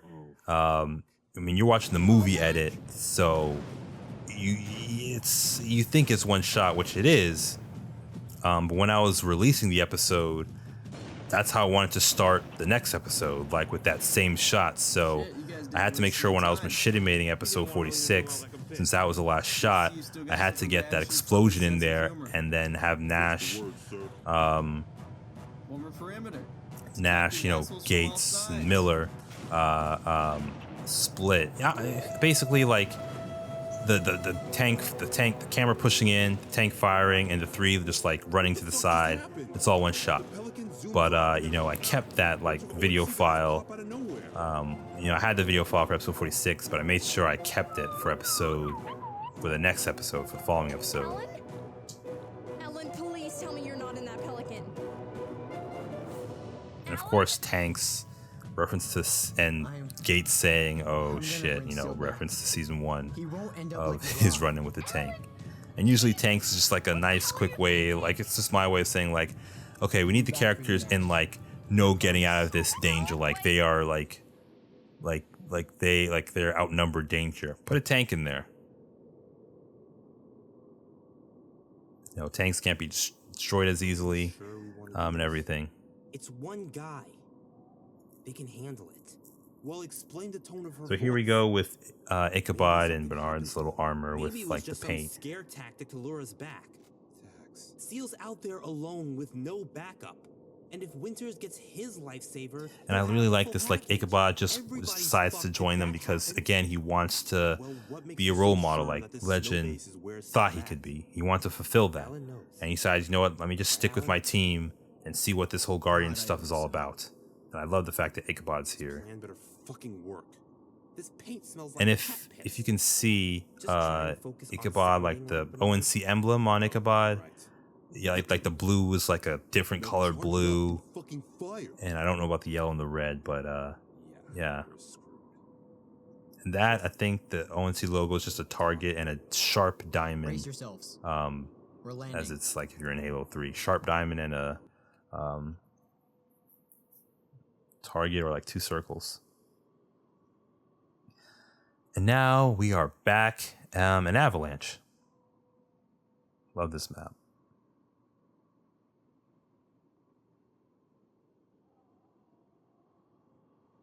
Whoa, look at that. Man, the Pelican is tough. I did use the same little longshore set. And I had to be careful to make sure not to show those windows in that area of the map, so it can feel like they're in a ship or whatever.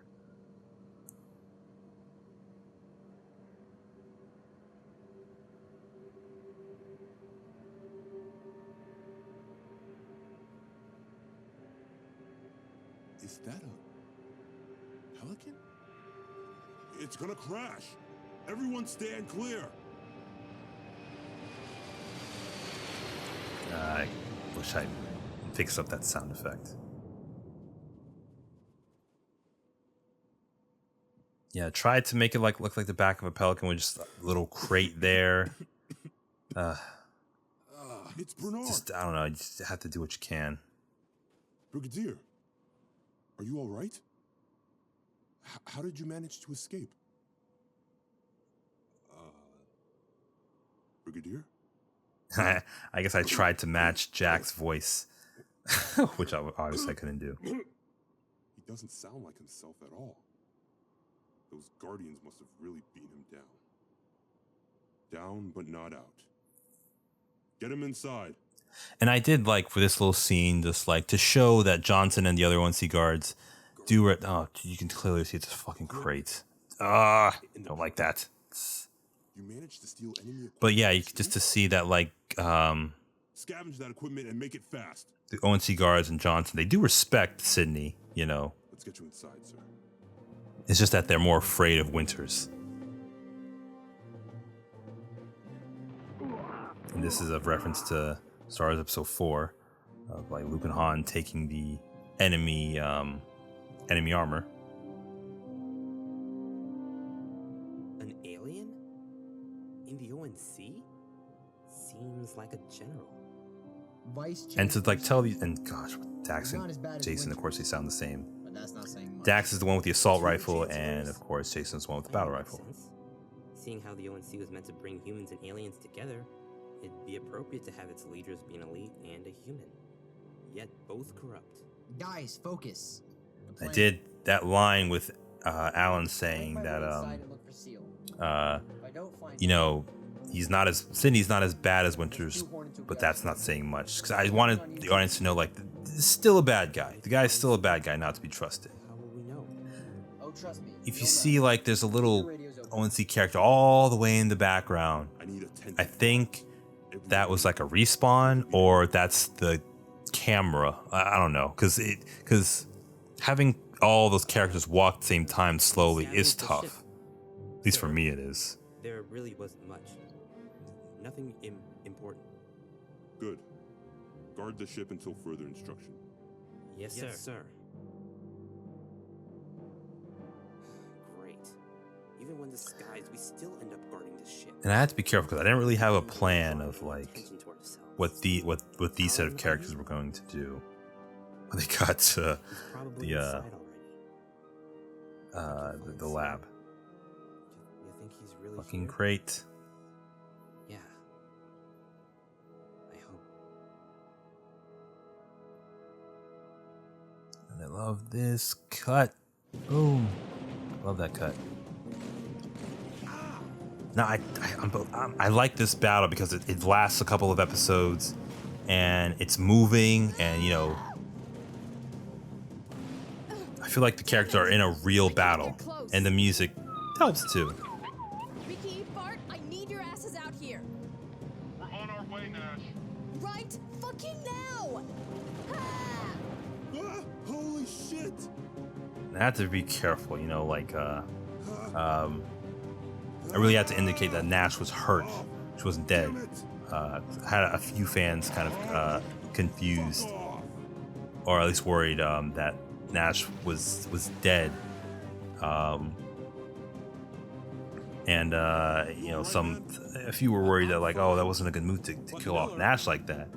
And I'm like, whoa, Nash. Like, I love Nash as much as the audience. Ain't no way I'm killing her off like that. I'm sorry, no way. You know. And I haven't really talked about character deaths. I guess when we get to a bit later on, like a few episodes later, I'll talk about character deaths. Because for me, it's usually how is a character going to die? Because I really feel like, especially if it's a main character, there needs to be some kind of impact. Like, it needs to mean something for a character to go. You know, like, I don't know. And sometimes I feel like I don't do it well. I try to do the best I can with like character deaths, because I do like shows where it's like a shock death, where it's like, oh, the character's kind of dead, and it's like not really in a big way. And I don't really try to make it an over dramatic way with every character, but I do want, like, if a character dies, like, it's significant. Son of a... Damn it. Fuck. Don't give him another edge. Legend coming back, being a badass. Oh, I don't know where I got that. I got that image from somewhere. I think it's from actually another game. I just stole it. So in the next season, I've actually updated that image, that Project Genesis image. And I created that image like either towards the end of season 2 or before season 3 of what the lifesaver does. You know, the lifesaver like enhances your muscles and it makes you faster and stronger and more resilient. So yeah. And I wanted to kind of indicate like not all the ONC are like happy about, you know, injecting some power enhancer inside of them. They just don't think, some don't think it's fair, while some like, yeah, go ahead, that's cool. There we go, like Sydney being kind of truthful to himself. Sir, don't you think this new procedure makes things easy? I don't. Do you think? And at least, like, I kind of want to go back to the splitting of the red and blue teams. Sometimes, Major, the easy way I is the right way. think I found it interesting that with Nash, the reason she stayed behind was because she kind of knew Nash has experience of just like listening to her emotion or like, you know, following Seal on some crazy adventure or whatever. So she's not doing that again. And with Alan, I think he's trying to prove something to himself of how do I say it? He's trying to prove to himself that, like, you know, I need to be more active. I can't just sit back and just be like, hey, wait for somebody to ask for me for help. I gotta do something, you know, for myself, you know. So yeah, kind of Alan being kind of like good selfish, you know, like he has good intentions. Just didn't come out well. Anybody guarding that room?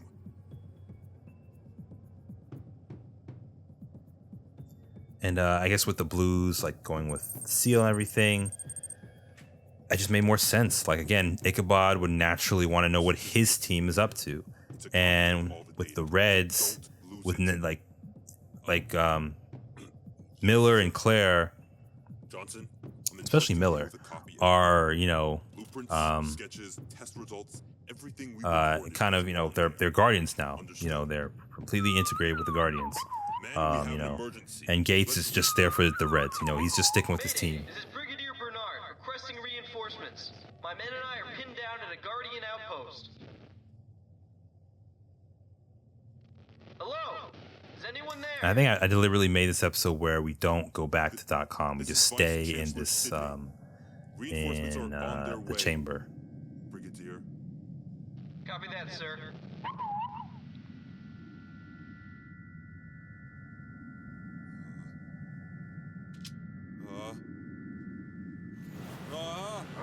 Okay, now that wasn't the actual flare equipment, yeah. I don't think I did like an effect in like Premiere where I made the whole screen white. I think that was actually the in-game, I believe. I'm probably wrong. And also, you know, with Alan, you know, his specialty is kind of stealth. You know, him and Seal. You know, and I like that. Like, you the entire time. Not necessarily being a ninja, but Alan. No, like Alan being a really friendly ninja. Well, not a ninja, but just like he's really good with stealth. Crazy bastard. Oh. That Vice Chancellor gave me this. And like sometimes when you do things organically, like when characters go places or say certain things, it gives you new ideas for the story. It like gives you original ideas for the story. And it does take a bit of time, but it actually does happen kind of naturally. Like when you get these like, okay, this character's gonna say this, or this would make this much sense to this character. And when you do that, you know, you think of like the ending to an episode or a story, and you find out that it's just like, oh, well, since this character does this, or this character does that, you know, or says this or whatever, the most logical sense would be to do this thing, which is actually kind of an original idea. I hope that makes sense. Yeah. Okay, kind of a weird little thing to reference, but when Sydney says immediately, like when he says it twice, it's a reference to Mean Girls when the principal says it twice. When like, it's like the scene where he like takes the bat. Fucking love Mean Girls. When he takes, and I'm talking about the original Mean Girls. When he takes the bat and hits the fire alarm, and it just the water goes everywhere. Now I feel like watching Mean Girls. The water goes everywhere, and you know, principal just tells everybody to get in the gym. I spent all this time. Now this was, again, I wanted to go bold. I really wanted to go bold and hopefully shock the audience. You know, I love this shot right here with the yellow in the background. Seal's helmet is really cool. So did you come all this way to kill me? Yeah.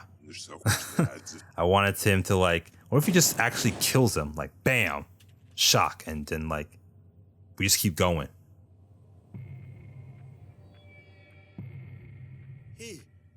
Okay, now this sound effect sucked. I'm trying to make it like come across as like the shield is like breaking or cracking because like those soldiers are enhanced, and I call the soldiers who were like affected by the lifesaver enhanced. Seal.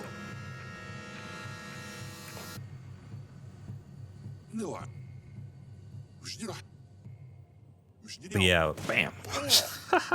Love that. But with Seal, you know, killing Winters, with the lifesaver no less. And later on, Winters getting back up, it goes all the way back to episode 1, where I think Seal narrates that like the lifesaver can heal wounds, cure disease, bring people back from the dead.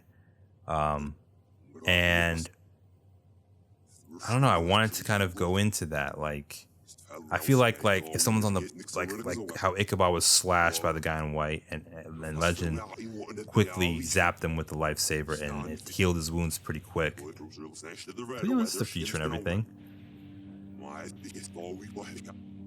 I wanted to like say maybe I should do it, you know, like with this, because I didn't mind if like the enhanced ONC soldiers were invincible, you know, if that makes sense. Because they can still, like, the ONC can still be defeated, you know.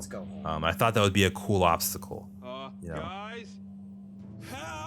And there you can see, like, Ichabod has, like, you can see the blue on Ichabod's, like the blue little detail on Ichabod's armor, indicate like the paint's coming off. Hope we didn't miss anything. You think this is a good time to make jokes?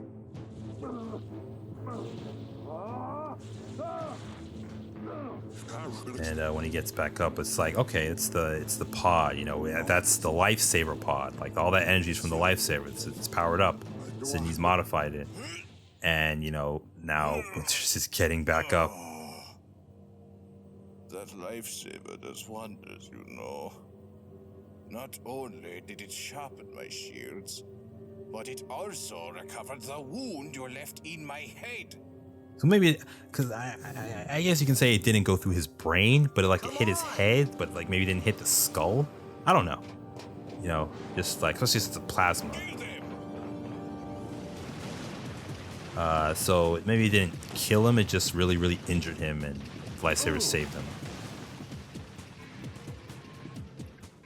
But I like that idea of just like the lifesaver can be that powerful. And I love the shots in this and the flow of this episode. This is a penultimate episode. This is episode 49, Ossuary. I love that name, Ossuary. I think it means like a site where the dead lay or something. What are you gonna do? What does it actually mean? Container or a room in which the bones of dead people are placed. Come on. Had a little foreshadowing for this episode. Okay, so since we're on this episode, I can finally I'm going to talk about character deaths. Now, when I was working on season 2, like starting on work, like when I was like, before I really produced an episode of season 2, and I was just like in the writing stages, or even the season guide stages, or even season 1, I think, I kind of imagined Sandguardians to be like a three season thing, you know, so I can just give me an excuse to work on other shows or whatever. And when I finally got, and I always kind of imagined Seal would be like the face of the series, like, because he's not a red or a blue, you know. I kind of told myself, okay, maybe Seal's the main character of the show. And I can't remember what I was watching. I think I was watching. I think I was actually watching this drama show. It's on Stars. It's called Power. Very popular show on Stars. And I love the show Power and its spin-offs. I was watching Power, and I was, you know, sometimes when I'm watching stuff, I think about Sandguardians, you know, and I was like working on season 3, or at least a couple of episodes, still producing it. You're gonna die for real. And this nice thing. Now, okay, this was the reason it's like blinking on and off and everything is because I'm glad I got that shot. It's because I was trying to like control Claire turning her head while also controlling the Spartan laser and aiming it and everything like that, and trying to get the lines in. It's tough. And I love Bart and Mickey helping the Reds. And of course, you know, well, we'll see Miller taking Nash into the pipe, because I wanted to just let the audience know she wasn't dead. She's just knocked out and injured. Okay, so with character deaths. Okay, now, yes, I was watching Power, and I just decided when I was kind of like thinking about how season 3 would really end, I thought, what if I killed the main character? I've always wanted, like, was interested in that. Like, what if a show just killed the main character before the show was even done? Keep going. You know? When you're a quarter of the way in, make a right. What if a show had the balls to really just kill the main character? I'm just like, what if I kill the main character? What if I kill Seal? What do I really need him for? You know? What do I need Seal for? Why does he need to live? What can he do? And like thinking about it now, like in hindsight, I could have had Seal do like grow in other places. Like he's so obsessed with McGrath. Like maybe he should just like focus more on like almost to the surface. You know, the other characters. Like focus on like the people he has now. Seal? But I felt like, but at the same time, I felt like I couldn't, like I needed to make these enhanced guards a real threat. You know, something, because I was saying this earlier season, the guards, the regular ONC guards, they're not that great. You know, they're kind of reaching Stormtrooper level of suck. So I had to really, I like the idea of like these advanced guards and enhanced guards with, you know, lightsaber energy flowing in their veins, you know, making them sort of like mini Spartans or Wolverines, you know. And I needed to like destroy that pod, because it's like, if I go into the next season with that pod still active, it's going to be damn near impossible for like these characters to kill any of the ONC. You know, so I guess like maybe I wanted to kill off. I think it was originally Alan I was gonna kill off, but I challenged myself to say like, what if I just kill off Seal? I voice him. You know, I like writing for Seal and everything like that, but what if I really just take this risk? Because I didn't even know if I was gonna make a season 4, because I didn't really know what to do. I had some ideas, but nothing was solidified. Again, I was still going through school and college throughout these years. And I was just tired, and I also had a job at this point as well, so You're out of your mind. it was really tough. And the fact that I was taking this writing more seriously, No, let you me know. do it. I'll do it. And here we go with Alan, you know, wanting to, Seal wants to sacrifice himself.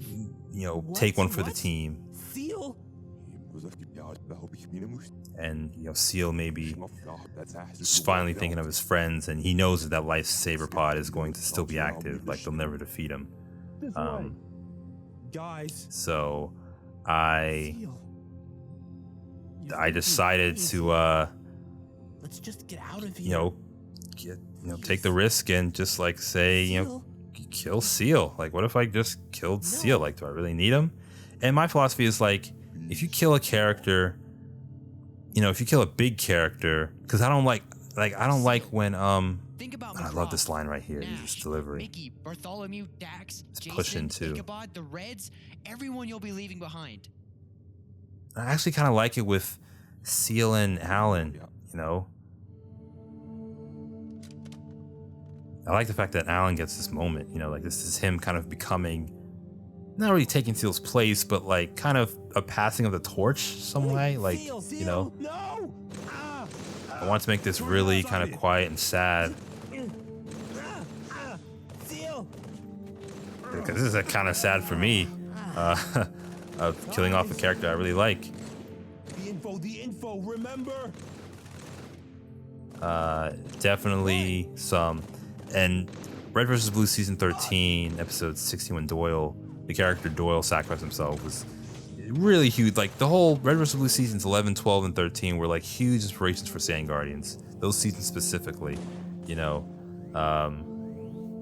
They were released during the time I was making Sandguardians. And yeah, I don't know, they deal with rebels and a big empire or whatever.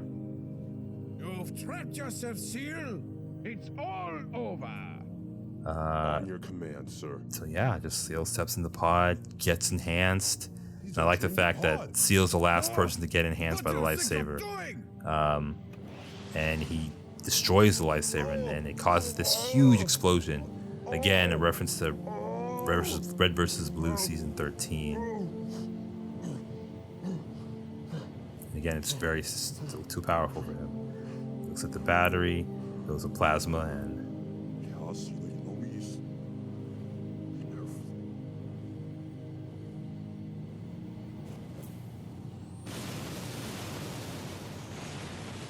just using just like a really white fade in just to kind of have everything be destroyed.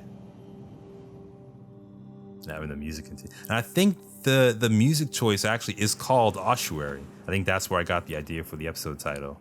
It's called Ossuary Air and Ossuary something else. This shot actually came together very nicely. Of like all of them being blasted out of the freaking chamber. But I wanted to like have Winters groan a little bit to indicate that like dude's still alive. You know, he's still alive, still survived that, you know. Lifesaver, he's injured, but the lifesaver kept him alive. I loved the way this episode came out. I was really, really happy with it. But yeah, you know, again, my philosophy is that like if I kill off a character, that should encourage me and force me to develop the other remaining characters. You know, because this is like it's like a series with an ensemble cast. You know, use that to, because a lot of some creators, not really creators, but like I watch movies and stuff where they just can't. The main character has plot armor, so they can't kill them off because there's no show. And for me, it's just like, no, let's kill Seal and like we'll still have a show. You know, and this is kind of what kind of made me realize like, oh, the Reds and Blues are the main characters to the show. Is that you? Mickey, are you Now Mickey, what's going on? We're coming back. wish Mickey would still be alive. Don't come back. But it was like it was sad. It's just like, well, I think characters like Mickey, so that would be impactvel and would make people hate Bernard even more by killing off Mickey as well. Just literally killing off two characters, and leaving it on a kind of a dark note. And I don't know. I think audiences appreciate ballsy moves like this. I don't believe a goddamn word you're saying. Come on, you know me. And man, the Sip and Jack's delivery here is just awesome. I love that. This is where they just own the characters. This is where Sandguardians definitely this is not just a me thing anymore, especially with season 4. It's not just like an intro mine show and you'll see intro mine everywhere in the credits. I mean, you still kind of will, but this is like where I fully, just trust the voice actors to like know their characters and just kick ass like they usually do. And yeah, I really, really enjoyed it. And honestly, I was thinking of ending the season right here. Or at least originally it was you weren't going to see the Guardian base. Originally you were not. Original when I wrote it, well, in the original, Seal didn't die, you know. But in the original, we didn't see the Guardian base. All right, we've almost got him. Let's flank him from the right. But again, I thought I kind of, at this point, you know, I was going through some stuff. I was going through some stuff. And again, school. And unfortunately, like going to college and taking film classes kind of discouraged me from doing this, like, you know, YouTube stuff. 'Cause I wanted to make something different. I wanted to, like, not really impress my friends or whatever, but I don't know. Like, I felt like Sandguardians wasn't something I should be proud of for making. And man, if it wasn't for Sandguardians, it's gonna sound cheesy, but I wouldn't be the person I am today if not for Sandguardians. Like, I love Sandguardians. I love doing it. They're surrounding us. We don't have a choice. Mickey! And man, I'm so proud I was able to get so many, like, all these like characters and warthogs and to make it feel like a real attack. Damn it. Bart! And Bart's starting to shine here. And that nice Prowler, you know, like, so many great things this season that I feel like I destroyed too early. And I really wanted Mickey, this tough guy, but this nice, charming guy, likable character, just kind of really die and just die coldly. Jack's performance again, it was just amazing.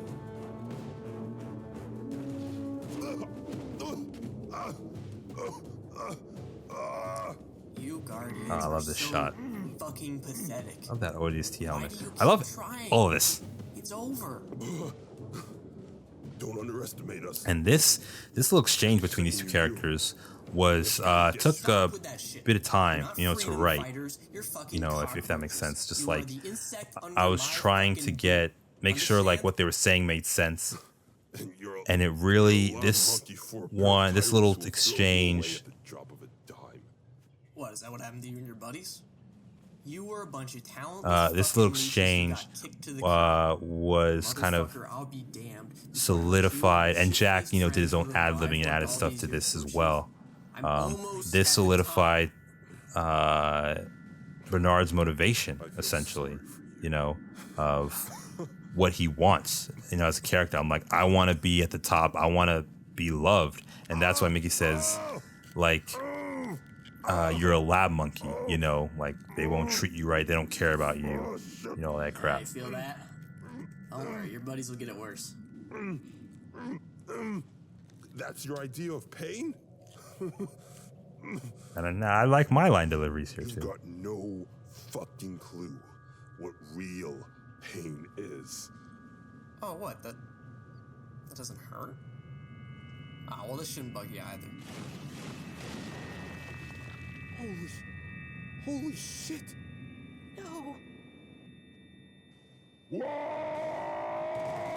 Oh, whales, painful. Come on, go to the pipe. And for Bart's voice, I mean, I do some stuff in, you know, Audacity. I haven't even talked about. I use Audacity and sometimes Adobe Audition to edit my voiceover.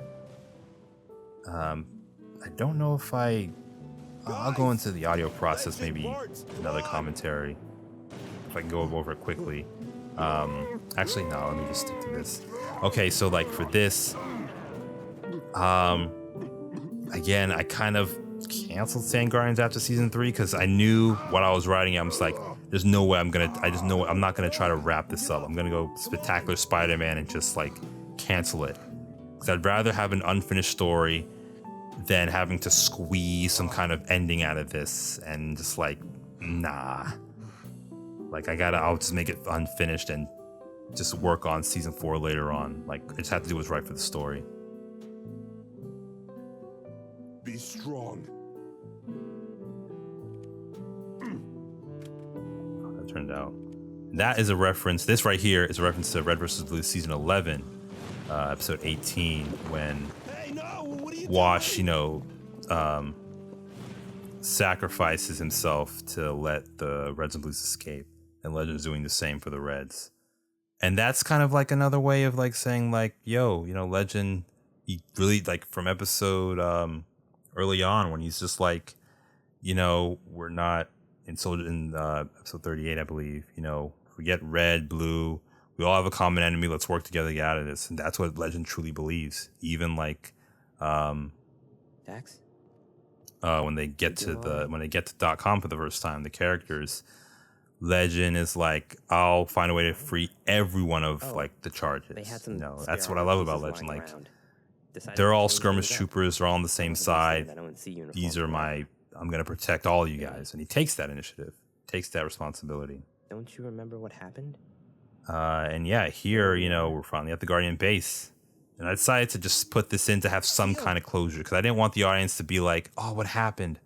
I wanted them to have some kind of closure, And if you didn't notice, that is the third time we open an episode, or we open with Dax like opening his eyes. The first was the second episode, and then it was, I think, early in the morning after Dax collapses, and now it was now. And now it was now.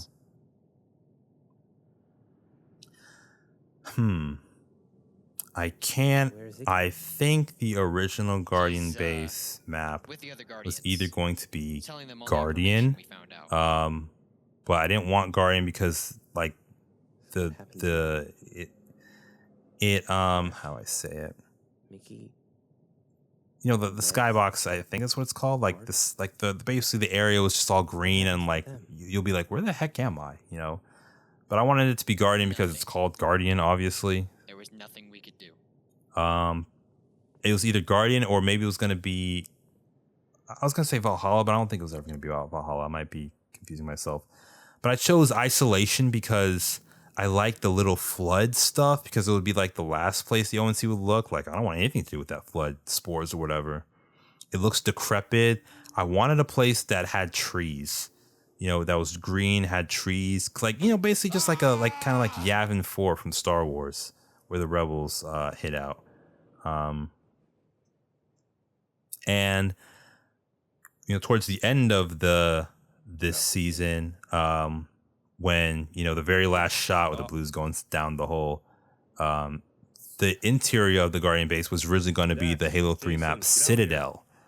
I was even like preparing to like setting up shots and going into Forge and adding some stuff to make it feel like an interior base, but I didn't feel like it felt Guardian. It felt like I don't know. It was I think that's Forerunner map. But I just didn't think it worked basically, and it didn't really look that interesting to me. It didn't really feel big. So and I'll explain, in the season 4 commentary, why I chose the map I chose there. And yeah, at this point, I've been talking about Dax a lot, man. At this point, Dax is like defeated. He feels like he let everybody die and let everybody down, and he misses Legend. He lost Seal. He's scared now. Yes, I can. Then you'll be abandoning us just like Legend did. I don't care. He's probably already dead. And this is where Dax loses his innocence. Open your eyes. All of our friends are dead. Well, what good are you doing them by walking away yourself? Would Seal or Legend want you to give up? Yeah, I was definitely going through some stuff when I wrote this episode. I'm not gonna lie. And I think Dax is even wearing, the EVA chest piece just like Legend. And I chose that armor for Dax, the blue, like he's still blue, but he has those like tan accents, because that was that's what I felt Seal's primary color was. Like I always, like Seal's default was always like either like that sandy tan or like a tan mixed with green, But of course, Seal's color changes all the time because of his armor or whatever. And again, Jason's like trim is green because of Seal, because Seal's green. And I chose cyan instead of aqua this time for Jason, because cyan and aqua kind of look the same still. And I wanted to really go different. Like, this is like a new era. We're now no more Sandbox. This is a new era for Sandguardians. It's like a new kind of arc, I would say. Because this whole season was meant to establish the Guardian and the ONC war. And I wanted to really get into that. That's why I wanted the Reds and Blues to get together sometime this season. And man, yeah, like having Alan just not saying anything and not joining them, because naturally I feel like he still wouldn't feel good. He would still feel terribly guilty, you know. I think they learned a thing or two from the ONC. I love the shot with the Blues here. And I never really expected the Blues to be, end this season, and even be together. I never expected Ichabod to be here. And I chose to give him the brown kind of accents and his typical cobalt color to kind of and give him the shotgun to indicate like he wants to become more of a leader, essentially. And Jason, having the alien weapon for Mickey, and just, he's a Guardian now. And this song is Josh Woodward's Am I Dreaming? I probably would have used the instrumental version looking back. I probably just would have, I don't know. It seems too corny. But I do like this last shot. Just to keep the audience into like knowing what will happen next. Going up. Stars. End. This was very early. This little graphic here of Sandguardians was done really early. Yeah, Sandguardians season 3. That was it. I feel like, I've talked so much, but there's still some things that I didn't really touch. But yeah, like the season was something I guess I'm very proud of all the voice actors. Proud of all the dark moments I include into this season. The middle was definitely challenging, especially when the characters were explaining things to each other and it got to .com. But I feel like the third last act, I thought for me, like rewatching it again, it was amazing. It was awesome. So just thank you to the voice actors, mainly Xanthi, Sip, JPO25, and Jack. Please, for the love of God, don't let me forget anybody. And there's gonna be even more voice actors in season 4.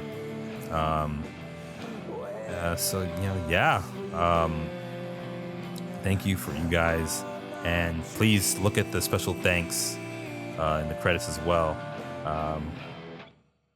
And thank you guys for watching. I really hope you guys enjoyed this season. This is the longest season. This is the biggest season in my opinion still. And I say that because in terms of production, it was huge and the most challenging.